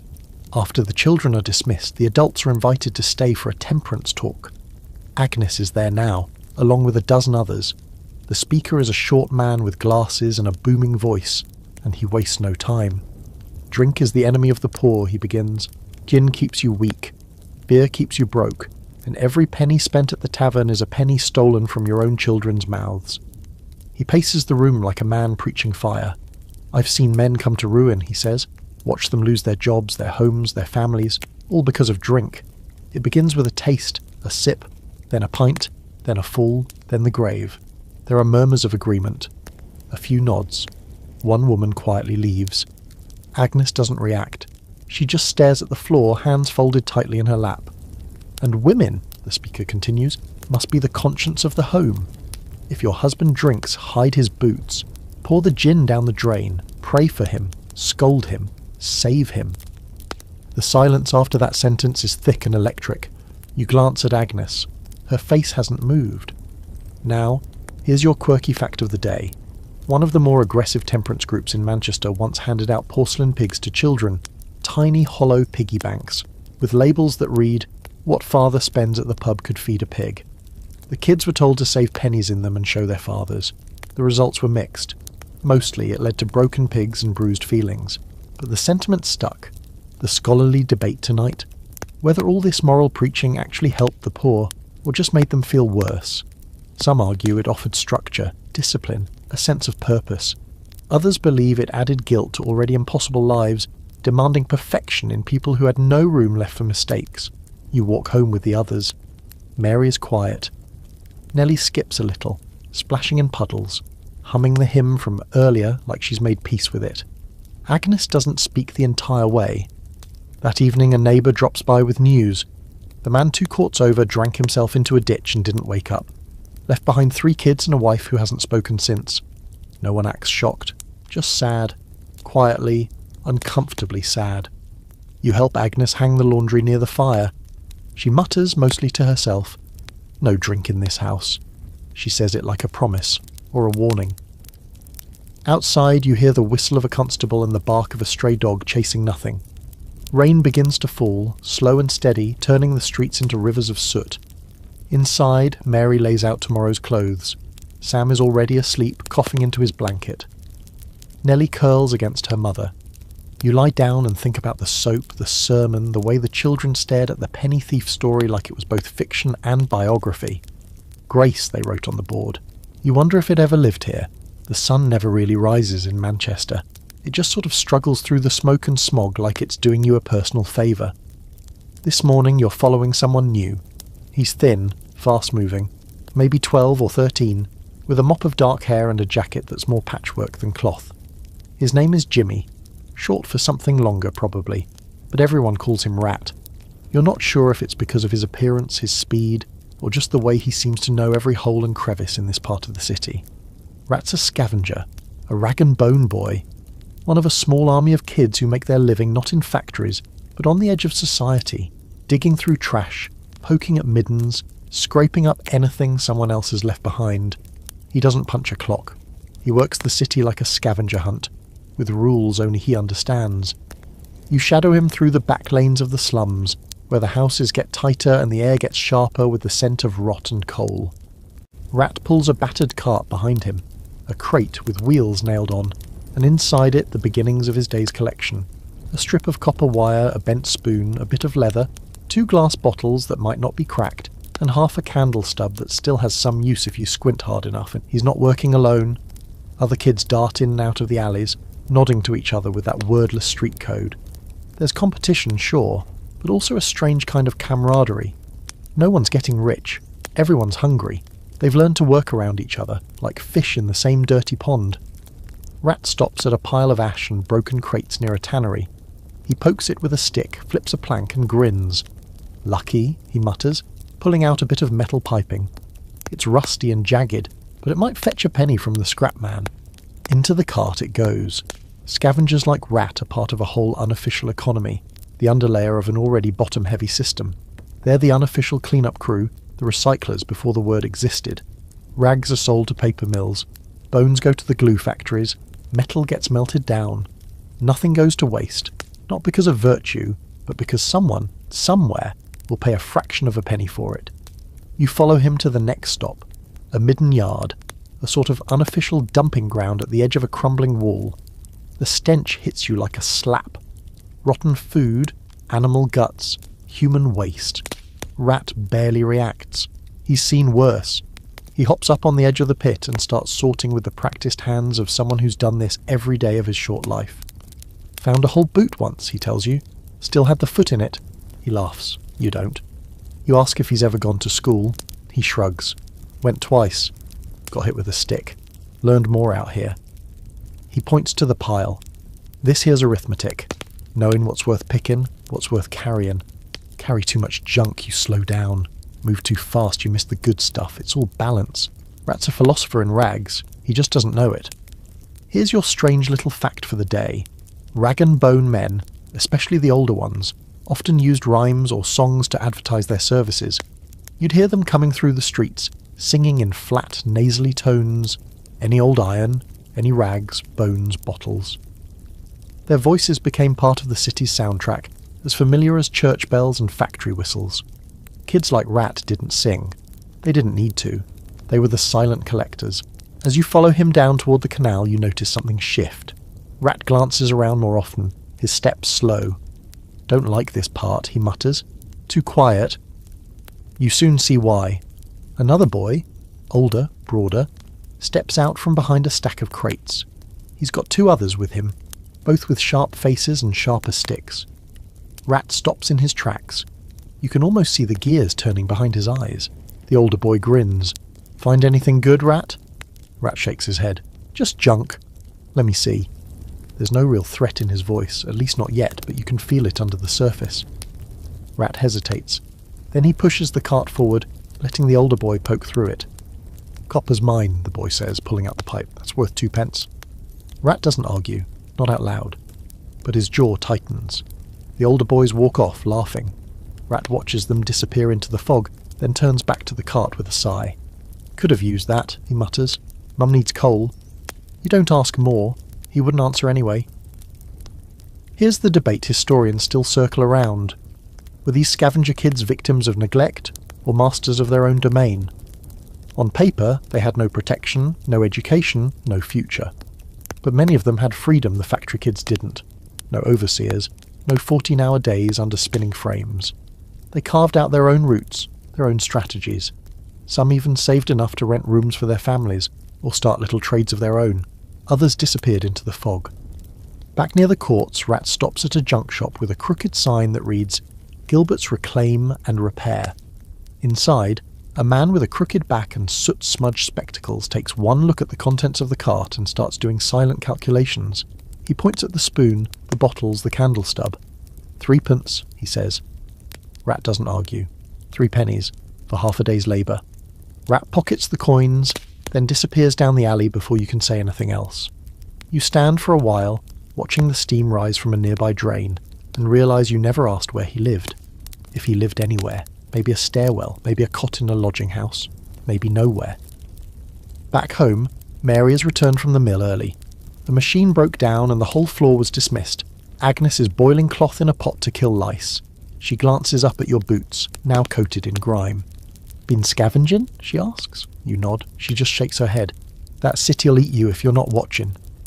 You sit by the fire with her, passing the time in silence. Outside, the wind shifts, carrying the smell of smoke and the faint echo of someone calling, "Rags and bones!" You wonder if it's Rat. The first sign that something's wrong comes in the form of silence. Not the usual silence, which is never really silent, filled with coughs, creaks, the dull shuffle of feet on stone, but a thicker kind. A hush that feels unnatural, like the air itself is holding its breath. You wake with a heavy feeling in your chest, and not the usual heaviness from coal smoke or bad dreams. No, this is different. Heavier. Closer, Agnes is already sitting near the hearth, her face drawn, eyes red-rimmed. She's holding Sam in her lap.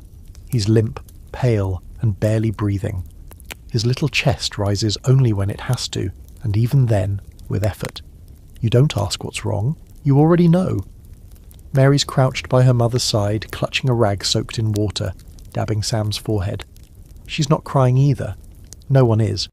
Because here, when a child starts to go quiet like this, everyone knows what it means. They've seen it before. You've seen it before, just not this close. You think back, days ago, maybe a week, when Sam started coughing. It was a dry hack at first. Then came the wheeze, then the heat, then the moments when he didn't want to get up at all. Agnes said it was just a chill, just a bit of fever. Kids get sick all the time, but now, he hasn't opened his eyes in nearly a day. You don't move. No one does. Agnes whispers a prayer under her breath. Not for healing, just something softer, gentler, a request maybe, for peace. Mary starts humming, almost like she's trying to sing Sam out of the world instead of into sleep. You've heard stories of people who die with drama, wailing, thrashing, holding on to the final breath like it's something they earned. But here, death comes quietly. It slips in, sits down and waits. No grand gestures, no shouting, just a stillness that spreads like smoke in a sealed room. Hours pass, maybe more. Then comes the sound of a long, slow exhale, and nothing after it. Agnes says nothing. She just gathers Sam closer, rocks him once, twice, and then lays him down on the blanket beside the hearth.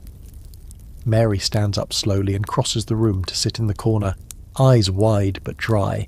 You finally move. Not because you know what to do, but because doing nothing feels like more of a sin than doing the wrong thing. You reach out, place a hand gently on Agnes's shoulder. She flinches. "Go get Mrs. Platt," she says, her voice low and rough. "She'll know what to do."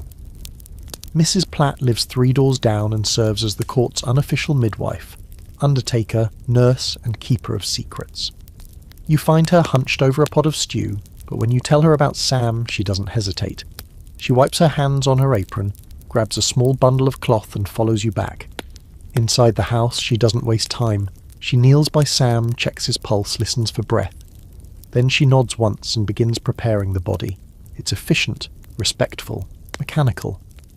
She wraps him in a sheet, ties it gently and places him on the table. "There's a man on Water Street," she says. "We'll take him for 3 shillings. 2 if he's feeling kind. Can't promise a box." Agnes doesn't respond. She just nods, her face turned toward the hearth. Mary hasn't moved from her corner. Mrs. Platt glances at you. "We'll need to borrow a cart. That one Jimmy uses for bones. He owes me a favour. You go. Because what else can you do?" Later that day, you help push the cart down the alley, Sam's small wrapped form inside.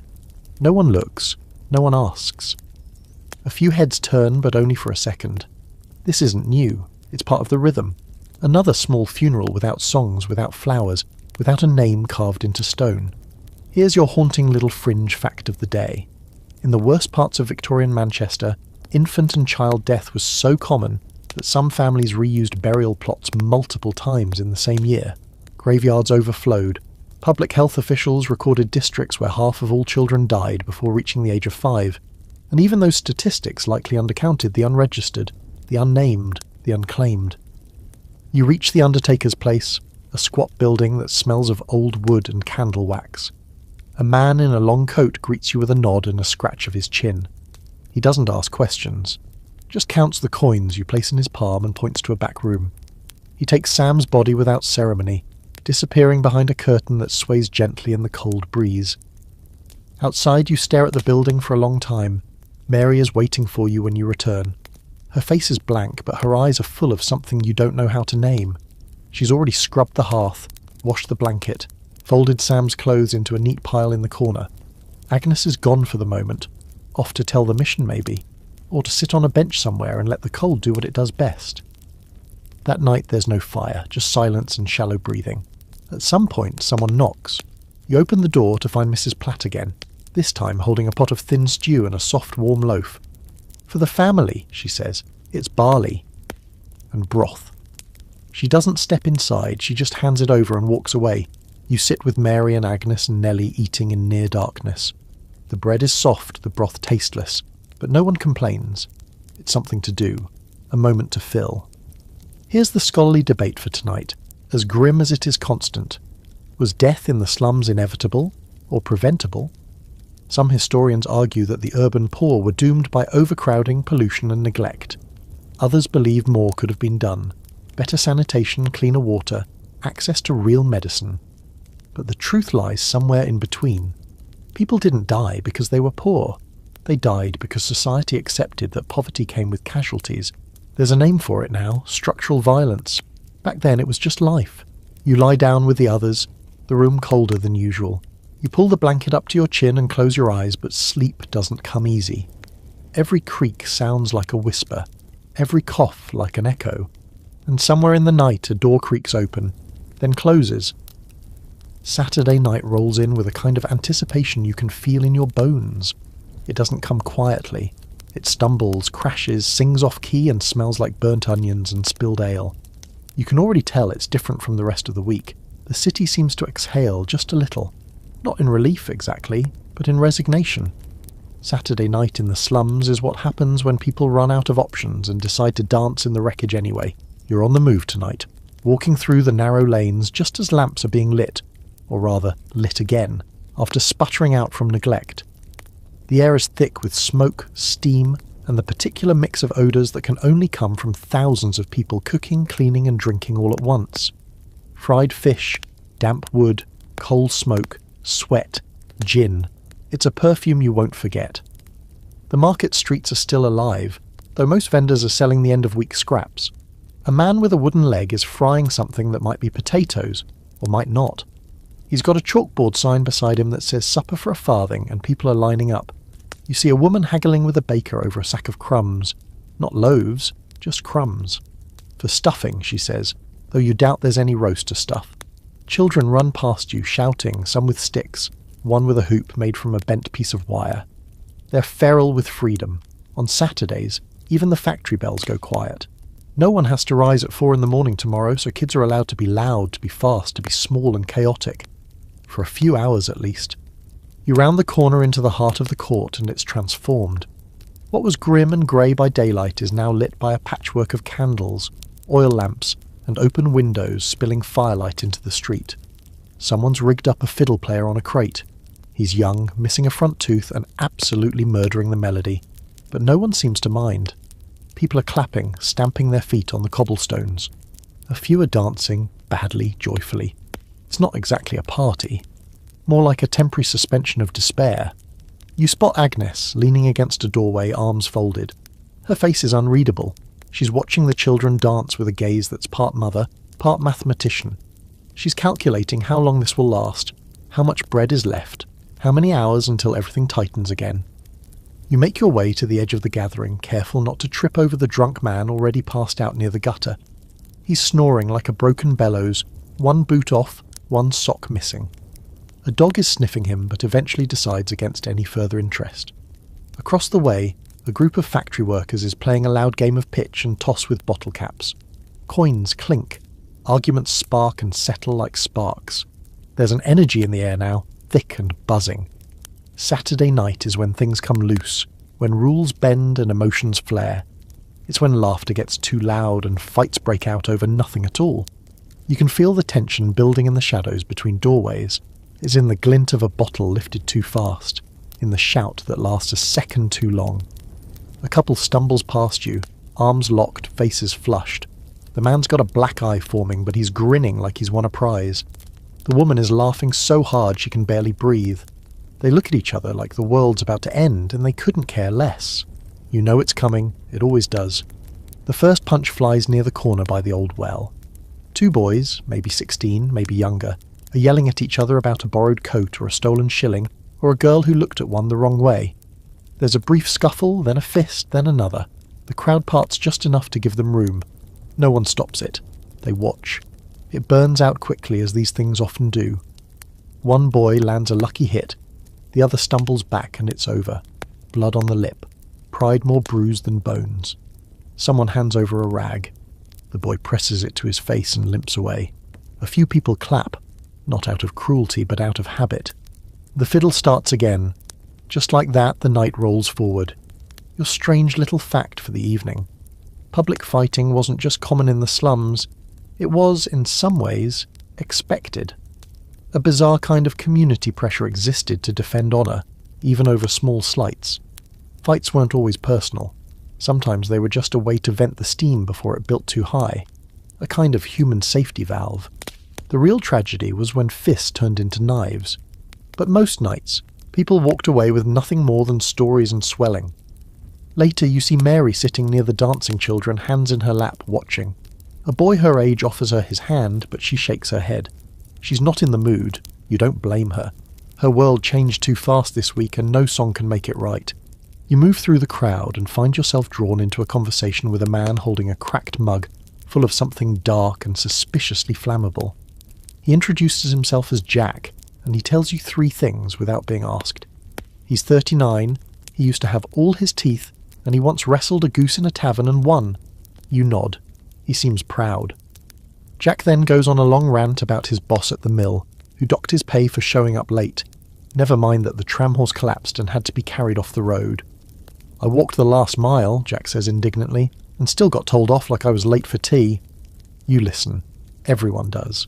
Jack's story turns into a broader one about injustice, then into a joke about constables with bad breath, then into a slurred song that may or may not be about Queen Victoria. You don't catch all the words. This is Saturday. This is what relief looks like when you live in a cage made of bricks and rent and soot. Not joy exactly, but defiance. A refusal to let the weekend on a whisper. Here's your scholarly debate for the evening. Did slum communities use these Saturday nights to maintain morale, or to forget reality? Some argue that these rituals, music, dance, drinking, kept people human, gave them connection and culture. Others say they were distractions that prevented revolt, that the rhythm of 6 days' suffering followed by 1 night of release was a trap disguised as tradition. But either way, you can't deny the pulse of it, the power, the sheer stubborn life of it. You leave the court just as the music begins to falter. The fiddle player is losing momentum, and the candles are burning low. The first fights have turned into stumbles. Somewhere, a baby cries. Someone sings off-key. The night is winding down, folding in on itself like a worn coat. Back inside, the house is quiet. Agnes is asleep sitting up, Nellie curled beside her. Mary lies with her back to the room, one arm over her eyes. The fire has burned down to embers. You lie down, boots still on, and close your eyes. Your ears are still ringing with the music, the shouting, the laughter. For now, the city is resting. Tomorrow it begins again. The sun doesn't so much rise as it seeps into the cracks between the soot-stained buildings, sluggish and half-hearted. It's Monday again, and while the men and older boys shuffle off toward the mills and brickyards, you're sticking closer to home today, following someone you've seen in flashes, glimpses, and weary glances. Her name is Bess, and she's a laundress, a mother of 5, and the kind of woman whose spine is made of iron wrapped in threadbare muslin. You first see her near the communal pump, already ankle-deep in water and soap suds, sleeves rolled up past her elbows. It's not even 7. Around her are half a dozen other women, talking in low voices, scrubbing and wringing until their hands go numb. The air is filled with steam, gossip, and the sharp slap of wet linen against stone. This is their workplace, their confession booth, their battlefield. Bess gives you a brief nod, acknowledgement, not invitation, and goes back to her work. You watch as she scrubs a pair of trousers so vigorously it's a miracle they hold together. Her knuckles are red, the skin across her hands cracked and swollen. Still, she doesn't slow down.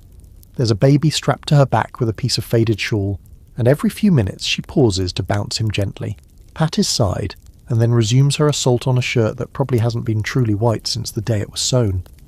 You notice her movements aren't rushed but practiced, efficient. Every step has purpose. Soap here, rinse there, wring out with one hand while keeping the child from slipping. It's choreography, and she's been dancing it for years. Laundry isn't glamorous work. It's not even considered proper employment by the city's standards, but it pays, if barely. Women like Bess take in washing from wealthier households across town, carrying loads to and from with aching backs and stiff arms. Some walk miles for a penny's worth of dirty collars and underthings. Others scrub for neighbours who are too sick or old to do it themselves. No contracts, no guarantees, just water, soap and willpower. Back at her home, a single room at the top of a staircase that lists slightly to one side. Bess boils a pot of water on a fire that's barely clinging to life. Her older daughter, Lottie, is peeling potatoes with a paring knife so blunt it's more of a suggestion than a blade. The youngest, Ellie, sits on the floor gnawing on a wooden spoon. Henry's off today, Bess says, referring to her husband, with a tone that suggests this isn't necessarily a good thing. Got drunk on his wages Saturday. Spent Sunday sleeping it off and swearing it'd never happen again, she snorts softly. He's out now, looking for work to cover what he drank. Won't find it, but he'll try. He always tries. That's the problem. You don't ask more. You don't need to. Women like Bess don't get afternoons. They don't get sick days. After laundry, there's food to scrape together, children to keep alive, wounds to tend, physical and otherwise. She stitches a torn sleeve while balancing a baby on one hip and stirring the pot with the other hand. Her eyes never stop moving, scanning the room like a commander surveying the battlefield. She tells you how her neighbour lost a child last winter, not to illness, but to hunger. The girl simply stopped eating. They thought she was being picky, but it turned out she was giving her portions to her little brother. Tried to be the brave one, Bess says, and her voice cracks just slightly. And the brave ones always go first. The afternoon brings a moment of calm. A neighbour stops by with some extra carrots, traded for mending work. The girls start sweeping, humming as they push dust from corner to corner. Bess finally sits, her whole body sagging like the structure around her. She pulls off her boots, wet, cracked and more whole than sole, and rubs her feet slowly, wincing. You ask if she ever rests. She shrugs. I sleep when the baby does, or when I'm too tired to care. Then she glances at you, her mouth pulling into something like a smile. But I don't complain. It's worse for some, and I've still got all 5 for now. That for now sits heavy in the room. Here's your quirky little fact for the day. In Victorian Manchester there were entire manuals written for laundresses, filled with tips like how to stretch soap with stale beer, or how to whiten collars using brick dust. These weren't just household guides, they were survival kits in disguise. One even recommended singing while wringing out sheets to lighten the spirit. You imagine Bess singing. You imagine her rolling her eyes at the suggestion. And the scholarly debate? It hovers around gender and labour, specifically whether women's unpaid or informal work was more vital to the city than the factory output. Historians still argue whether these women were part of the workforce or just existing alongside it. But anyone who's followed Bess for a day knows the truth. If the factory workers built the city, the women kept it from falling apart. Evening comes, and Henry returns. His walk slow, his face slack. He's got nothing to show for his effort, just the sag of another day with no work. Bess doesn't yell. She doesn't sigh. She just hands him a bowl of stew and goes back to sewing.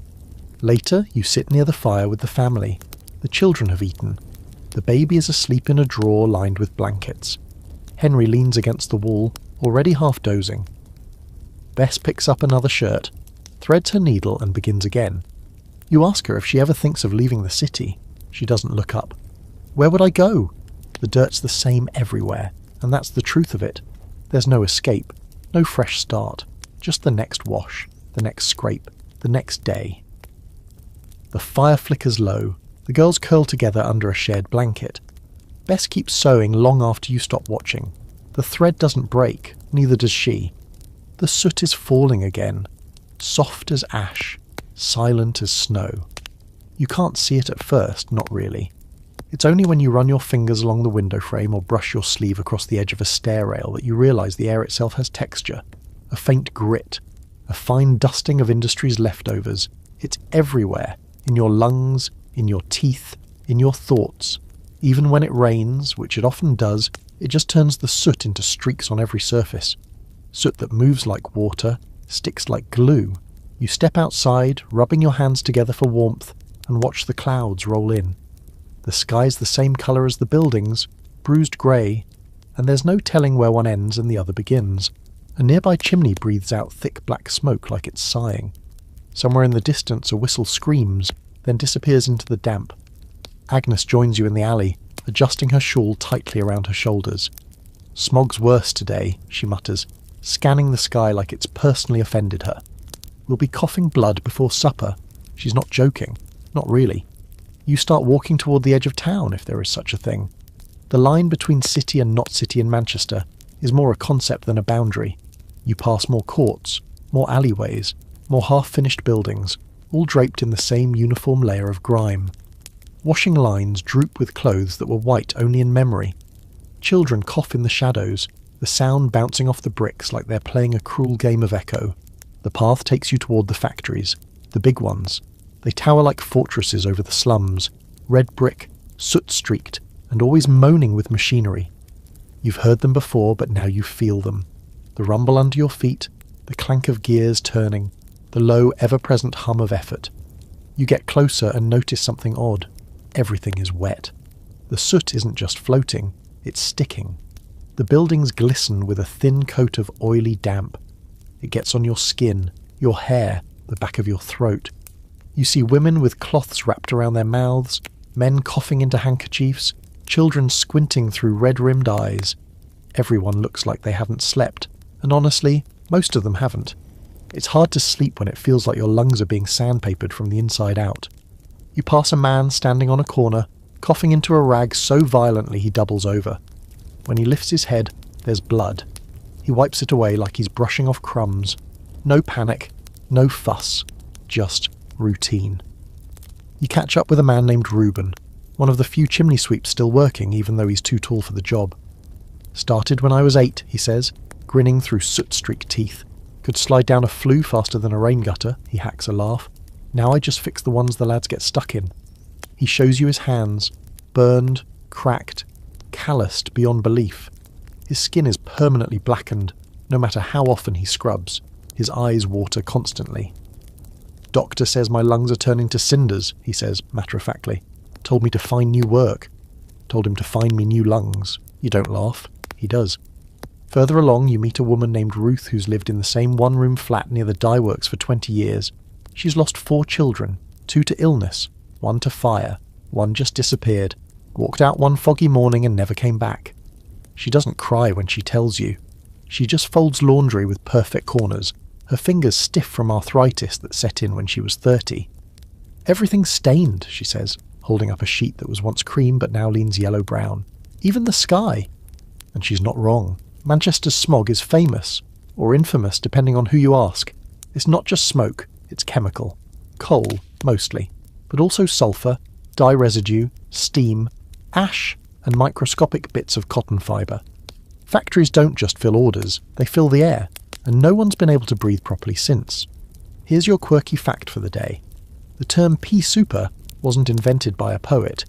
It was used by Mancunians to describe the dense yellow-green fog that would roll through the streets like something alive. Visibility dropped to nothing. People walked into walls. Some swore they could taste metal. One fog in the 1870s was so bad, a cow fell into a canal because it couldn't see the edge. You walk back through the courts, and everywhere the city seems tired. The bricks sag under the weight of soot. The windows blink slowly, dim behind layers of grime. Even the dogs look resigned. Inside the house, the smell of damp hangs heavy. Agnes is hanging clothes near the fire, though the air's too moist for anything to dry properly. Mary is picking soot flakes off the windowsill. Nellie's nose is bleeding. Again. No one reacts. Agnes just gives her a scrap of cloth and tells her to pinch it. You ask if it ever clears. Agnes gives you a look. You ever seen it clear? You shake your head. There's your answer. You eat dinner in silence, stew so bland it might be broth, maybe with a hint of cabbage. You're not sure. The fire pops, sending a puff of smoke into the room, and everyone coughs in chorus. Mary smiles weakly. Better than the air outside, she says. There's a scholarly debate, of course there is, about how much Manchester's infamous smog contributed to long-term health decline. Some argue it accelerated industrial progress and was a necessary evil. Others point to death rates, hospital records, and the sheer volume of blackened lungs. They say the city's air was a weapon disguised as weather, a silent killer in a respectable top hat. You fall asleep with that taste in your mouth again, that faint, coppery, burnt metal flavour that won't leave, no matter how many times you rinse your mouth. It settles on your tongue, in your throat, in your dreams, and somewhere a chimney moans, a street lamp flickers, a cough breaks the silence, and the soot keeps falling. Night is falling fast when you find yourself standing outside a low, narrow doorway tucked between two soot-stained buildings. The sign above it is hand-painted, the letters uneven and faded. Lodging house, 4p a night. It's not your usual corner of the slum, but tonight you're not headed home to Agnes's hearth. Tonight you're staying in a 4p coffin. That's what they call it. Half joke, half warning. The name has less to do with actual death and more with the room's shape and spirit. Long rows of wooden bunks stacked like crates, with barely enough space for the living, let alone the dead. You duck through the door and are immediately hit by a wave of heat, sweat, and something far more organic. The air's wet with breath and boiled socks. You instantly regret inhaling. A wiry man with a crooked smile and exactly 3 teeth greets you from behind a makeshift counter. "One night?" he asks. You nod and hand over the coin. He slides you a key, though it doesn't open anything, and waves vaguely toward a door behind him. Your bottom left. Watch for fleas. You pass through a curtain instead of a door, stepping into a low-ceilinged room buzzing with sound. Not conversation, though there's some of that, but the background murmur of humanity. Coughing, snoring, muttering, wheezing. The room is filled with wooden beds lined side by side in tight formation, most no wider than a coffin and barely long enough for a grown man to stretch out. Some are curtained, most are not. You make your way to your spot, bottom left, as promised. It's a narrow bunk with straw stuffing and a blanket so thin you can see the wood through it. You sit slowly, trying not to brush against anything you can't identify. The man next to you gives a nod, then goes back to plucking something out of his beard with a practised hand. The floor creaks under every footstep. Above you, a man coughs wetly and spits into a tin cup nailed to the bunk frame. A woman somewhere across the room is muttering to herself, rocking gently. Someone nearby breaks wind, loudly and without shame. You adjust your coat and settle in. Welcome to the lodging house. For many this is as close as they'll get to a roof. The workhouses are worse, rigid, punishing, filled with rules and shame. The lodging houses offer no comfort, no luxury, but they don't judge. You pay your coin, you get your bed. It might be infested. The person next to you might be dying. But no one asks questions. The man across from you is carving something into a piece of bone with a tiny knife. A bird, maybe, or a fish. He doesn't speak, but every now and then he hums, tuneless, low. Beside him, a boy not more than 15 is curled up in a fetal position, shoes still on, arms wrapped around a ragged satchel like it's the last treasure he owns. A woman walks past, hair tied back in a handkerchief, her dress crusted with something that looks suspiciously like soap and blood. She glances at you but doesn't stop, just finds an empty bed and sits, staring into nothing. You strike up a conversation with the man next to you. Alf, he says. Worked as a navvy once, building railway lines. Broke his leg and couldn't keep up.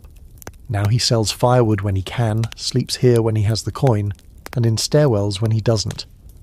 It's warm at least, he says, shrugging, and you only get robbed if you snore too loud. You ask how long he's been here. Long enough, he replies, scratching at his scalp. You from round here? You hesitate, then nod. Don't matter, he says. Here, we're all from somewhere we don't talk about. He tells you stories, half-truths maybe, but good ones. About a man who slept here every night for 10 years and claimed he was once a baron. About the girl who gave birth in the bunk across the way without making a sound. About the rats in the wall that everyone swears are growing smarter by the week. Here's your quirky fact. In some of Manchester's rougher lodging houses, beds were rented in shifts. If you worked nights, you slept during the day, and vice versa. Some beds were never truly empty, just passed from one warm body to another, like a handshake of exhaustion. The term hot bedding was literal. It wasn't uncommon for a bed to have 3 or 4 occupants within a single 24-hour stretch. You try to sleep, but the sounds keep you awake. Not just the noise of people, but the creaking, the whispering, the occasional thud. Someone nearby cries out in their sleep. Someone else starts a low chant. A prayer, maybe. You close your eyes anyway. It's later when a fight breaks out. Not a big one. Just a scuffle over space or blankets or snoring. 2 men wrestle briefly in the aisle before one is shoved into a bunk and the other walks off swearing. No one intervenes. The owner peeks in from the front room, shrugs, and disappears. The scholarly debate? Whether lodging houses were lifelines or liabilities. Reformers wanted them regulated. Cleaner, safer, less chaotic. But regulation meant cost and owners balked. The working poor needed them, and cities couldn't afford to replace them. So they limped along, overcrowded, dirty, vital. A testament to what happens when survival becomes business. You finally drift off in the small hours, just as the cough above you quiets and the boy across the way begins to snore. Sleep is shallow and filled with flickering images. Bricks, bones, smoke.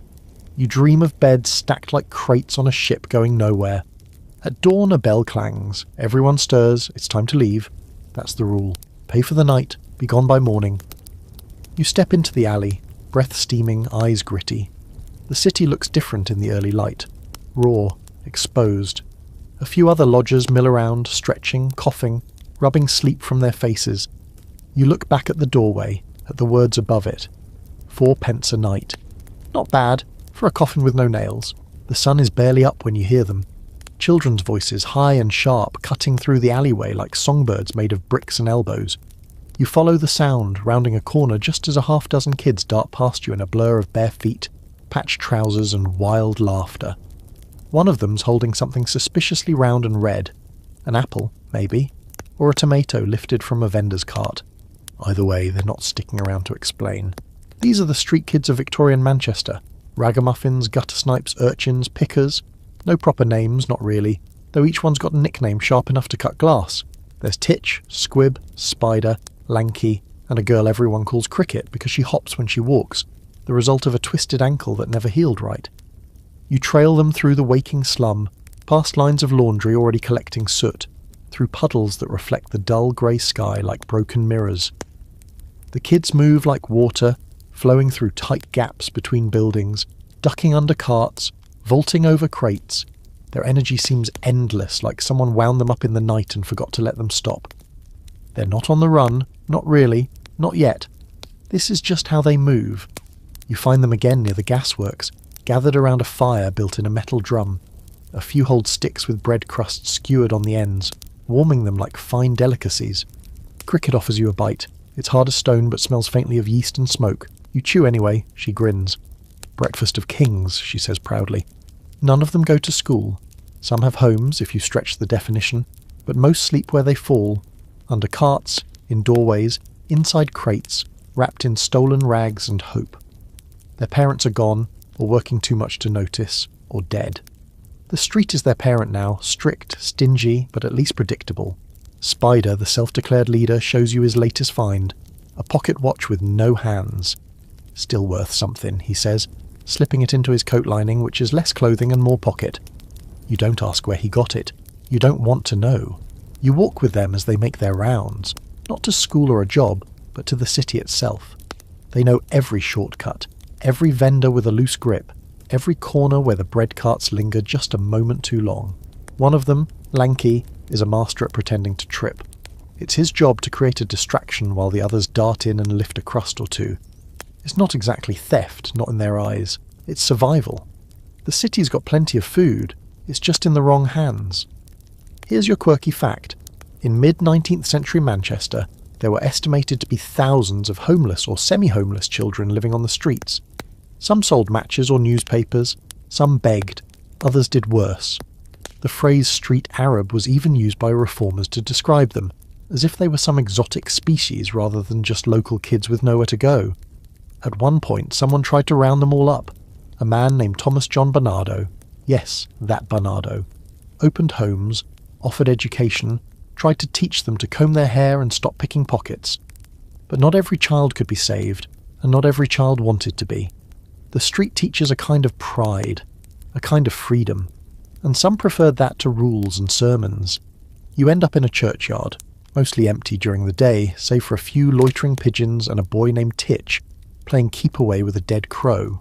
Don't ask.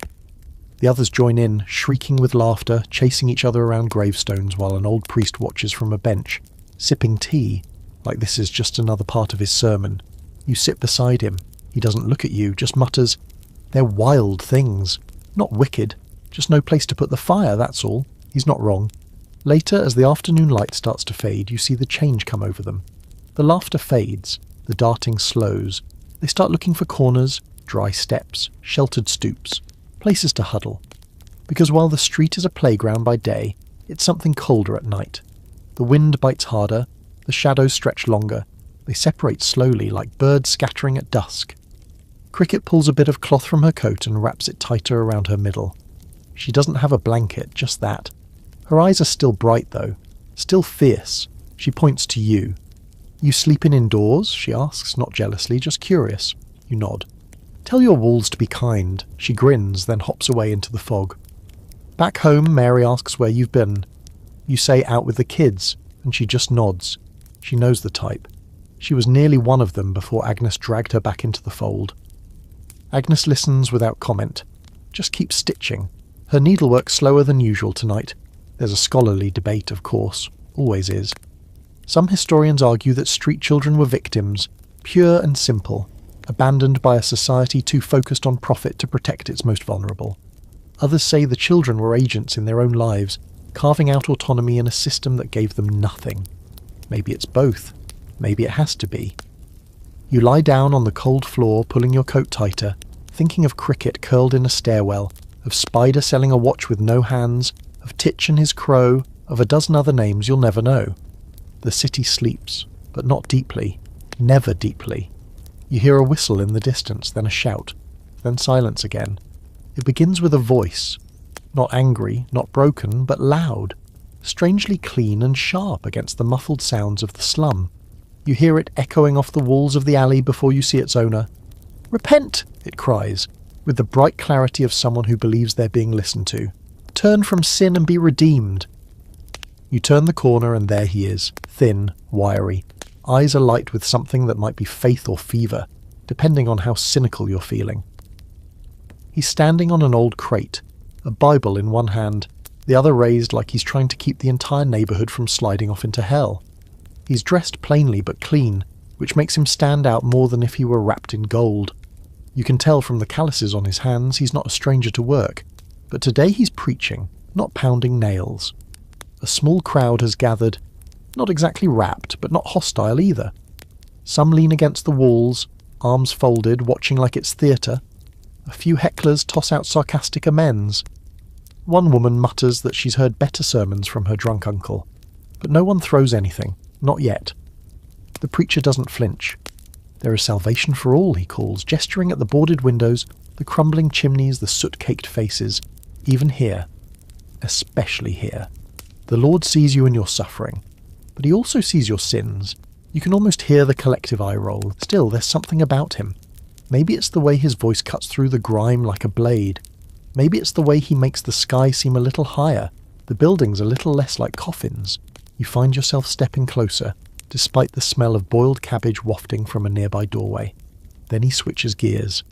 Drink is the devil's whisper, he bellows, pointing now not toward heaven, but directly at the nearest tavern sign, swinging lazily in the wind. It steals your money, your dignity, your soul. It poisons men and turns them into beasts. I have seen it. I have lived it. That gets a reaction. Someone in the crowd lets out a loud, mocking hiccup. Another shouts, "Let a man have his pint, preacher." A few laugh, but not unkindly. They've heard this before and they'll hear it again. Still, they don't leave. The preacher continues undeterred, like he's carved from conviction. He shares a story. His story, apparently. Born in Manchester, lost his father to gin. Mother died in the workhouse. He himself nearly drowned in the Irwell with a bottle in his pocket. "But the Lord pulled me from the mud," he says, raising a fist, "and gave me breath again."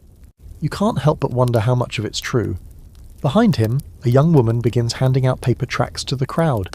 You take one, Drink and the Devil, the twin chains of poverty. It features a crude illustration of a man drowning in a mug, arms flailing, a child crying at the rim. Dramatic, yes, but not inaccurate. Here's your quirky fact for the evening. In the mid-19th century, public preaching in places like Manchester wasn't just common. It was a competitive sport. Dozens of different sects would claim corners on the same street, each trying to shout louder than the next. Baptists, Methodists, Quakers, Salvationists, all vying for ears, hearts, and hopefully donations. The preacher now pulls out a flask, not to drink from, but to hurl dramatically onto the cobblestones. It shatters. "That was my last drink," he says. 5 years ago, and I've been clean ever since." This time, there's a smattering of real applause. Someone whistles. A child claps, mostly because the glass breaking was exciting. Agnes arrives beside you, arms folded, eyebrows raised. "He any good?" she asks. You shrug. "Loud." She huffs. "Wish loudness could mend my roof." She doesn't stay long. A few more people wander off as the sermon winds down, but some linger. A couple of women approach the preacher to speak softly, perhaps ask for help, or prayer, or just to be heard. He leans down, listens patiently, hands resting on the weather-worn cover of his Bible. Later you see him at the soup mission, not preaching now, serving, ladling out broth, cutting bread, giving quiet nods to the same people who ignored him hours ago.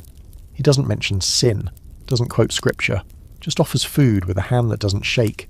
Mary's there too, helping fold linen napkins that have been donated by some well-meaning church in a richer part of town.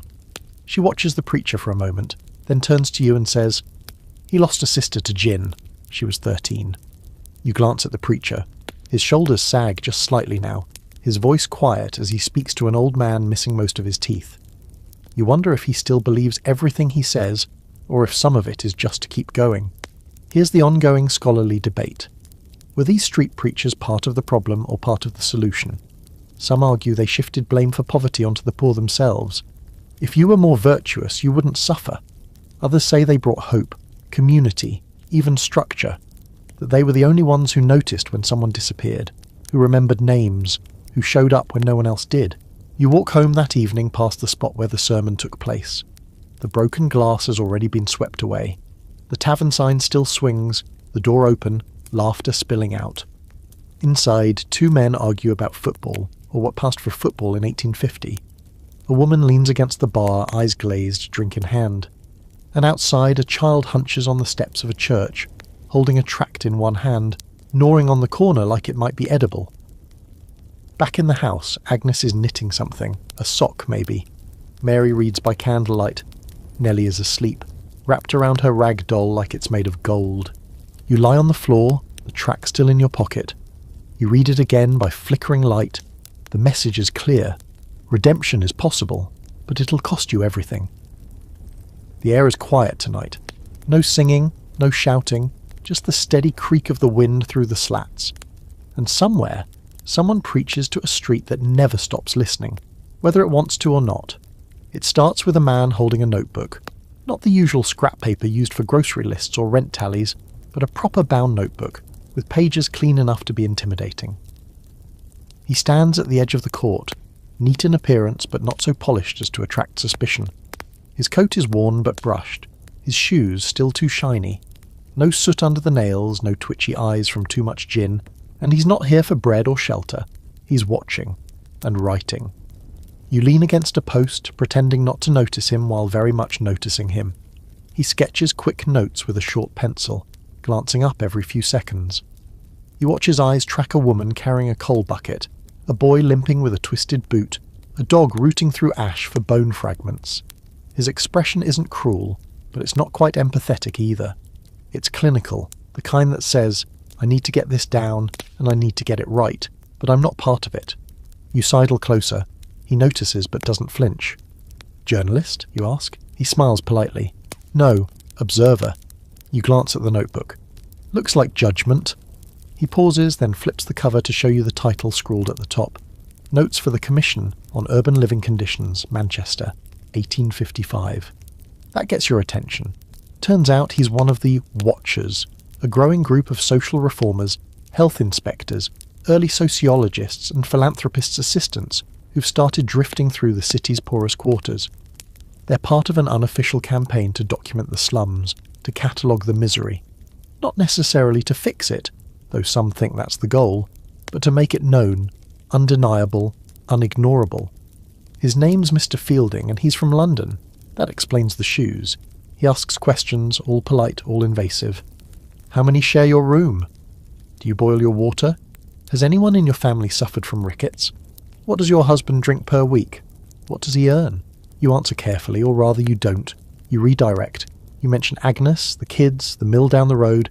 He writes everything down. I'm not here to shame anyone, he says. We want to make conditions visible. But to whom? You walk with him a while as he makes his rounds. He pauses at the corner where the children play, noting that their faces are thin, their clothes thinner. He sketches a quick outline of the court itself, marking the open sewer at the centre. You realise with some surprise that he's a good artist, his drawings fast but accurate. He adds a little girl standing barefoot in the filth. That's Nellie, you say. He looks surprised. You know her? She lives here. Fielding hesitates. I see. It's not cruel, but it lands like a stone. Later you pass Mrs. Platt. She's muttering under her breath and glaring at Fielding's back. Last time one of them came by, we got nothing but a sermon and a 3-page article in The Guardian. Didn't clean the court, didn't fix the drains, just made us all sound like rats. But here's your curious historical footnote. These observers, especially those tied to early reform movements, did end up changing the landscape of British cities. Their pamphlets and surveys shocked middle-class readers.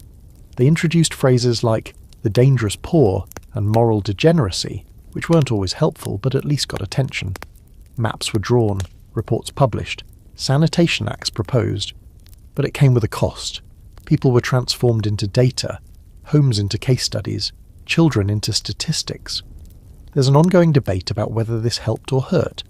Did it lead to reform, or did it flatten real people into caricatures?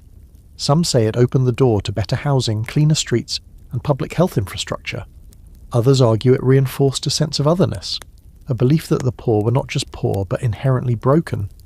You see Fielding again later speaking with Agnes. She's stiff, polite, answering his questions like she's reading off a chalkboard. When he asks about Sam, she doesn't flinch. He passed 3 weeks ago. Fielding notes it with a slow, respectful nod. Was it fever? He asks. No, she says. It was poverty. He writes that down too. After he leaves, you sit with Agnes by the hearth. She's got the kettle on, though there's nothing in it. It's just the sound she wants, something familiar, something boiling.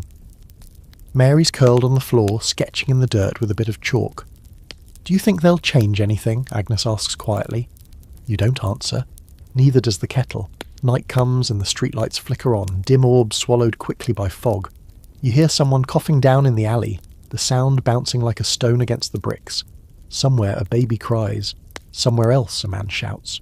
You look through the window and see Fielding's figure vanish into the distance, notebook tucked under his arm, head bowed against the cold. You wonder what he'll write about you. The sound wakes you first, muffled, frantic, scraping against the walls like rats in a barrel. It's still dark, but not the usual peaceful, coal-soft darkness. This one's alive, panicked. Then comes the shouting. A man's voice, raw and urgent. Then a woman's, high-pitched and ragged. By the time you're on your feet, everyone else in the house is already moving.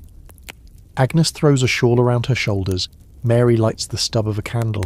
Nellie sits up, eyes wide, clutching her doll with both hands like it might fly away. You step outside into the alley and are nearly knocked sideways by the sheer volume of noise. Doors are swinging open. Neighbours are pouring out in their nightclothes. The air is thick with a strange mix of smoke and steam, and you realise with a jolt what you're smelling. Fire. Not from a hearth or a kettle left on too long. This is real. This is bad. Across the court, flames are licking the upper windows of a 3-storey lodging house, dancing like they've waited years to escape. They're already red and violent. Not the beginning flickers of mischief, but the full-throated roar of destruction. The front steps are blackening. The shutters are glowing, and people are still inside. Chaos unfolds in seconds. A man stumbles out, dragging a child by the arm. Someone tosses a bucket of water that sizzles uselessly against a burning doorframe. Screaming. Real, throat-tearing screaming slices through the thick air. Someone tries to rush in, but the doorway's already collapsing inward. Timbers snapping like bones. There's no fire brigade. Not here. Not yet. You're at least a quarter-mile from the station, and even if someone ran by the time help arrives, there'll be little left to rescue.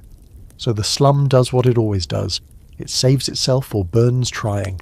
You see Alf, the firewood seller from the lodging house, rushing toward the flames with a blanket over his head. You shout for him to stop, but he ignores you, vanishing into the smoke. 2 heartbeats later, he stumbles back out empty-handed, coughing so hard you think his lungs might come loose. His blanket is smouldering. His face is streaked with soot and tears. Too late, he gasps. Top floor's gone. You don't ask who was up there. You don't want to know. Agnes stands beside you, silent, watching as the building gives in to the fire inch by inch. The crowd has backed up, huddled at the edges of the court.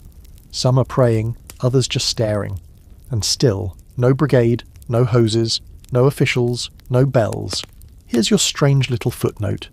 Victorian Manchester's fire response was wildly uneven. Poorer areas often went without proper hydrants. Volunteer brigades would sometimes refuse to attend if the owner couldn't guarantee payment. And once, famously, 2 rival crews fought each other instead of the blaze, because the building in question owed them both. Tonight there is no fighting, just silence and smoke. The building groans once, low and deep, almost like a sigh, and then it collapses inward, sending a plume of sparks into the air like fireflies drunk on rage. The crowd flinches. Someone sobs. A child cries out for her mother, and a stranger scoops her up and holds her close. Later, when the embers finally begin to cool, a few brave souls inch forward. There's nothing to salvage. The bones of the building remain, jagged and red. The rest is black paste, timber and glass and shoes and memories. You recognise a tin cup near the rubble. You saw it just yesterday, hanging from a bunk. Mary wraps an arm around Nellie, shielding her eyes from the scene. Agnes stands so still, it's like she's part of the wreckage. You ask her, how did it start? Candles, she says, her voice flat. Probably fell, or caught a curtain. Didn't they have a bucket line? They don't even have bedsheets most days. You find a seat on a cracked stone step and watch the sun begin to rise, thin and wan against the haze. People begin drifting home, quietly. No more talk, no more shouting. Just a slow return to what passes for normal. Back inside, Agnes puts on a kettle again. More ritual than necessity. She doesn't speak. Mary curls in the corner, holding Nellie close. You sit by the window, watching a dog sniff at the edges of the ash pile. The scholars like to argue about slum fires, whether they were inevitable tragedies or avoidable consequences. Some point to building materials, cheap wood, coal stoves, paraffin lamps. Others blame overcrowding, lack of regulations, the city's refusal to invest in anything that wouldn't produce profit. Everyone agrees that when the fires came, they came fast, and they didn't care whose name was on the rent roll. You read once that for every fire in the slums, 2 more would start in people's hearts. Not the good kind, the kind that burns and never finds a place to go. Agnes finally speaks. They'll build another. Maybe worse. You nod. No one will write about it, she adds. Maybe Fielding will, she snorts. Fielding will draw a pretty picture and call it progress. That night the city is still again. Too still. Even the usual shouting in the tavern has gone quiet, as if the fire reached in and stole everyone's voice. You lie awake longer than usual, listening to the soft sounds of breathing around you. You think of Alf, of the tin cup, of who else didn't come out, and you wonder, not for the first time, why everything in this city feels like it's made of tinder and hope, and why the hope always burns first. It rains the next morning, proper heavy rain, not the usual dribble that settles into your bones like a wet sigh. This rain feels angry, impatient, pounding the rooftops with a rhythm that demands attention. You wake to the sound of it drumming on the slates, leaking through the cracks, tapping insistently on every bucket, basin and bent tin cup someone's put out to catch it. The slums of Manchester have no mercy in dry weather, but in the wet they become something else entirely, soaked, sagging and slick with danger. Agnes is already awake, placing pans under the fresh leaks. There's one over the stove now, a new one by the window, and the familiar drip-drip near the hearth has picked up its tempo like it's rehearsing for an orchestra. Mary's trying to stop a draught with rags along the windowsill, her hands blue from the cold. Nellie, wrapped in 2 coats and a wool cap far too big for her, watches the water trail down the wall like it's part of some game she doesn't understand yet. You step outside, careful not to slip, and immediately feel your boots soak through. The cobblestones have become a riverbed, the alleyways narrow canals clogged with trash and soot and things best not named. The air smells of rotten rust and that particular stink of wet wool and coal dust that sticks to your throat like paste. People are moving slow, shoulders hunched, heads down, like they've given up arguing with the sky. Today you're following Tom, not one of the children, but a grown man, though the city hasn't been kind to his frame. Thin, stooped, with a limp from an old injury that never healed right. He used to work in a foundry, lost a toe in an accident, then the job, then the use of his left leg. Now he hauls goods when he can, delivers coal, sweeps out cellars for halfpennies, and spends the rest of the time trying to stay dry. You catch up with him near the warehouses where crates are being loaded onto carts bound for the station. The rain hasn't slowed the pace. Nothing does when money's involved. He shoulders a sack, grunts as he stumbles, then straightens and moves on. One of the warehouse managers barks at him for dripping water inside. No charge for the puddle, Tom mutters. Comes with the city. The manager doesn't laugh. He takes you on his route. Half delivery boy, half human mule. The streets are slick and shouting. Cartwheels splash mud onto the hem of your coat. Men curse at horses too tired to care. Somewhere, a woman is arguing with a constable under a broken umbrella. She's louder than the rain. Tom talks as he walks, about the weather, about the price of bread, about the mould growing up his walls. Had a loaf turn green overnight, he says. Swear it was white when I bought it. Now it's got fur. He tells you about his room. It's in a cellar, one of the infamous back-to-backs that were built without thought of drainage or air. The kind of place that doesn't get light even at noon. There's one window, if you can call it that, just above the ground line where you can watch people's boots pass by like ghosts. When it rains like this, the water comes in faster than it goes out. Sometimes I sleep in my chair, he says. It's higher than the bed. Don't wake up soaked. You reach his building, a brick block that looks like it was punched in the face and never recovered. Inside, the hallway smells like damp stone and bad dreams. You descend the steps carefully, past cracks in the wall big enough to fit your hand through. His room is everything you feared and more. Water pools on the floor in irregular shapes. The bed is raised on bricks. A kettle hangs above a fire that refuses to catch. There's a single chair, 3 books warped with moisture, and a pile of wet socks on a line that might once have been a washing rope. Tom sets the sack down and sighs. It ain't much, he says, but it's mine. Most days, that last part lands hard, because the landlords of Manchester don't care if your roof leaks, your floor floods, or your lungs rattle from the damp. They care if your rent is due, and when it is, they come knocking with heavy boots and short patience.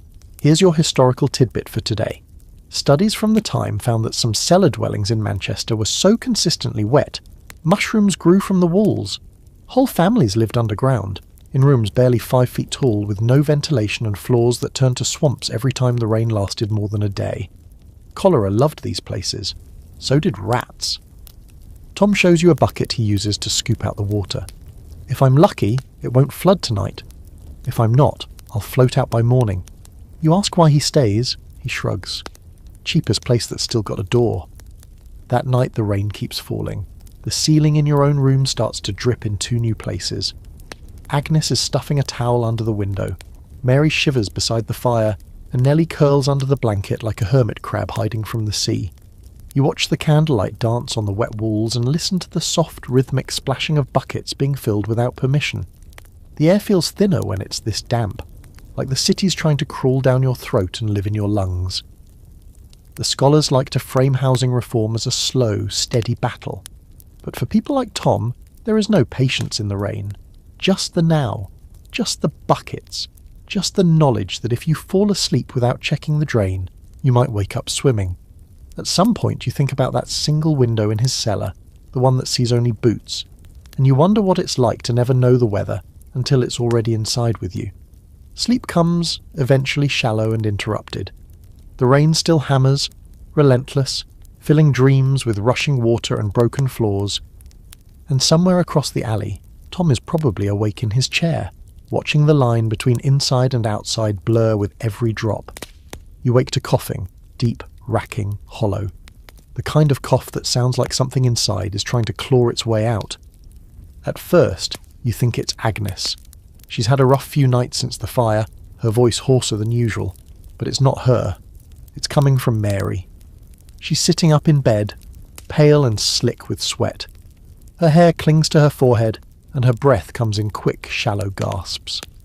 Agnes is already by her side, holding a damp rag to her face, whispering soft things that don't mean much but still matter. Nellie stirs in the corner, not yet fully awake, sensing something's wrong but not knowing what. You cross the room, slow and cautious, and see Mary's eyes, wide, fever-glazed, unfocused. She blinks at you but doesn't really see you. Her lips are cracked, her hands trembling in her lap. She tries to say something, but the words crumble into coughs. Agnes looks up, and for the first time since you've known her, you see panic. Not loud, not wild, but cold and deep, like water creeping under a locked door. "Go," she says. "Get Platt." You don't ask questions. Mrs. Platt is already awake, of course. You find her outside, feeding crusts to a trio of mangy pigeons like their parishioners. The second she sees your face, she drops the bread and grabs her bag. "She got the rattle?" she asks. You nod. She doesn't speak again until you're both back inside, kneeling beside Mary, who's now shivering despite the fire being stoked hot and high. Platt lays a hand on her forehead, frowns, checks her throat, lifts her eyelids. "Could be fever," she mutters. "Could be bronchitis. Could be worse." You know what she's really thinking, everyone does. Agnes whispers, "Please, not consumption." That word lands hard, heavier than any plague, any famine, any fire. Consumption, the wasting disease, the slow thief, the ghost with red breath. Mrs. Platt doesn't answer. She opens a small vial and coaxes a few drops between Mary's lips. Mary swallows with difficulty, her face twisted in discomfort. Platt turns to Agnes. "Keep her warm. Lots of broth. No damp." Agnes lets out a bitter laugh. "You see this place?" Platt says nothing. She knows better. Here's your eerie little historical truth. In Victorian Manchester, tuberculosis, consumption, was everywhere. It didn't discriminate like cholera or typhus. Rich, poor, young, old, anyone could be taken. But in the slums it spread like wind through dry grass. Poor ventilation, damp walls, shared beds, bad air. These places were made for it. Some called it the romantic disease, because of the pale cheeks and tragic deaths of poets and artists. But there's nothing romantic about coughing up blood in a room that smells of mould. Agnes sits with Mary all day, wiping her forehead, holding her hand, humming old lullabies you didn't know she remembered. You and Nellie handle the fire, the food, the buckets. It's a strange quiet, the whole house holding its breath, waiting for a fever to break or climb. By evening, the cough deepens. There's a trace of blood on the rag. Agnes doesn't say anything, just presses it tighter in her fist. You step out for air and find the court unusually silent. Even the usual evening songs from the gin house are muted. Word travels fast when someone's ill. Neighbours avoid eye contact, not out of cruelty but caution. Illness makes everyone twitchy. One sick girl can turn into a whole street of graves. Back inside, Nellie asks, "Is she dying?" Agnes doesn't lie. "I don't know." That night, you take turns watching Mary. She sweats, shivers, gasps. She mutters things in her sleep, words half-formed, names you don't recognise. Once, she calls out for Sam. Agnes's mouth tightens, but she doesn't cry. Mrs. Platt returns before dawn with a bit of meat broth and something wrapped in cloth. Lavender, she says, might calm her, might not. You ask what else can be done. She shrugs. If she's strong, she'll fight it. If not, she doesn't finish. Here's the scholarly debate. Was Victorian medicine more help or harm to the poor? Some historians say the era marked real progress. Vaccines, antiseptics, anaesthesia. Others argue those advances were for the wealthy, the hospitals, the journals. The slums got snake oil and superstition. If you were lucky, you got a midwife with sharp instincts and a clean cloth. If not, you got dosed with turpentine and left to die quietly. Mary makes it through the night. Barely.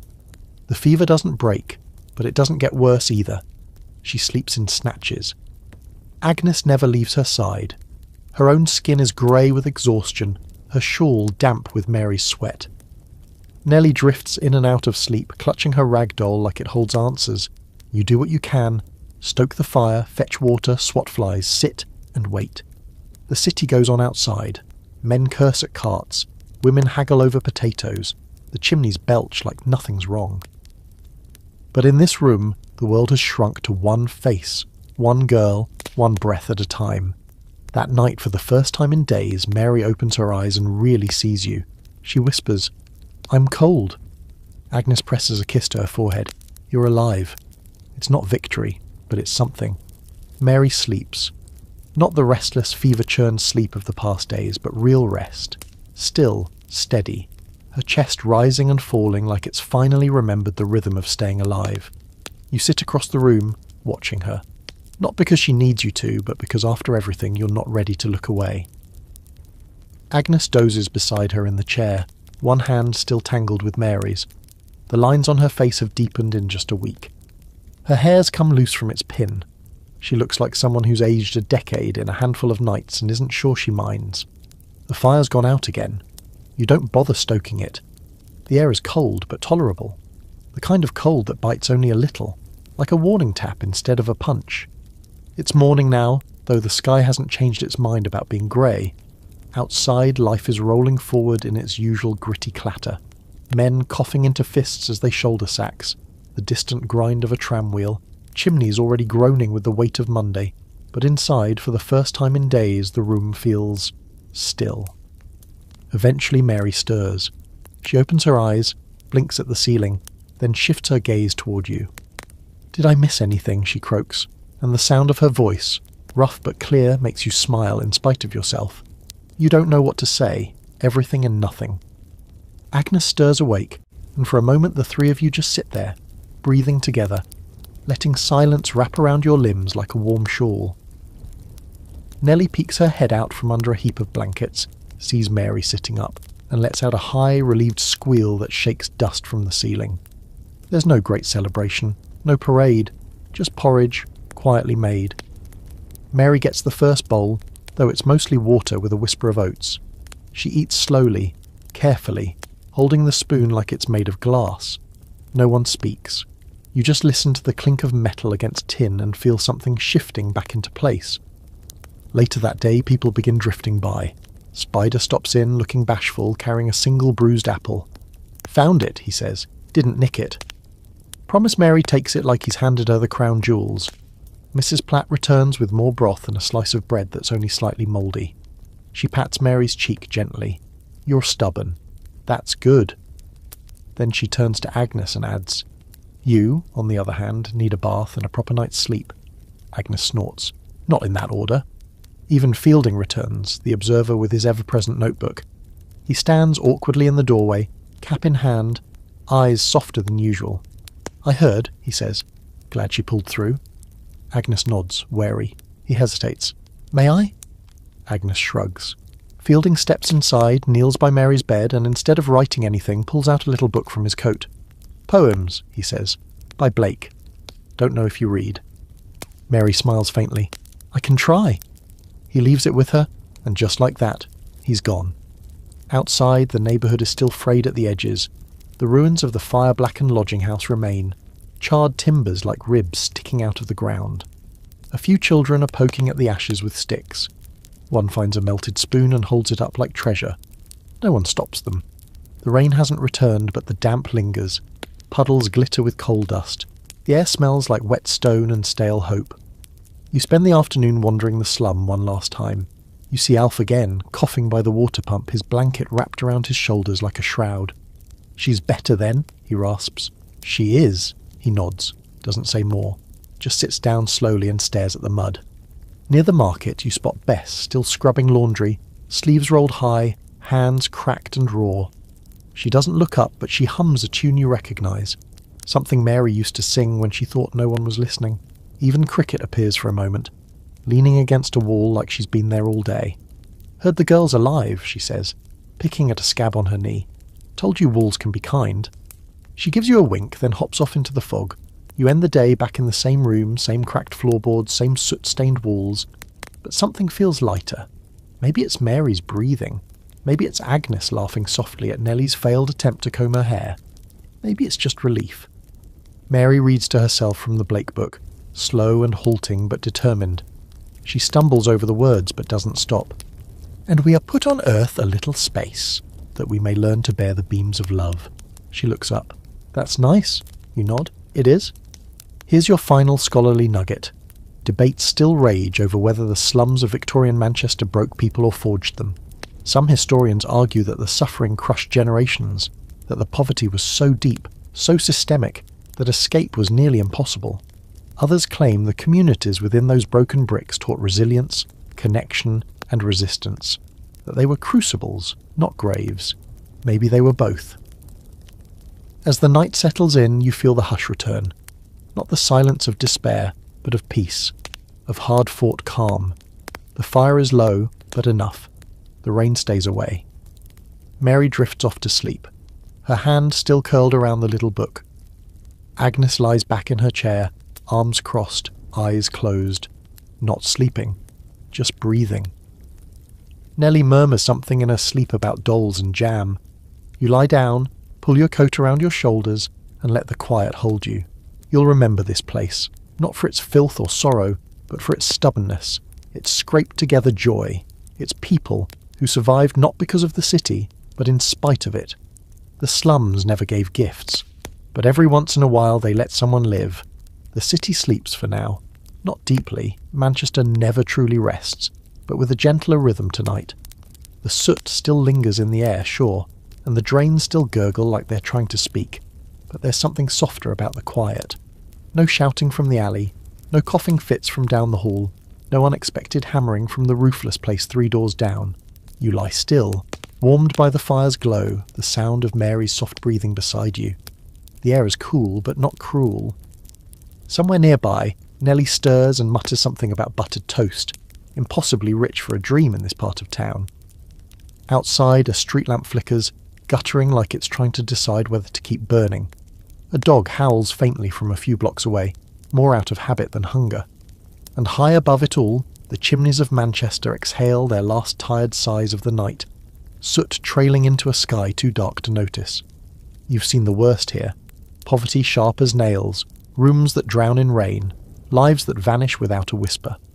But you've also seen the small rebellions that carry people forward. A loaf shared, a song hummed, a girl who lived. Tomorrow the mills will shriek again, and the carts will roll, and the air will be thick with grit and ambition.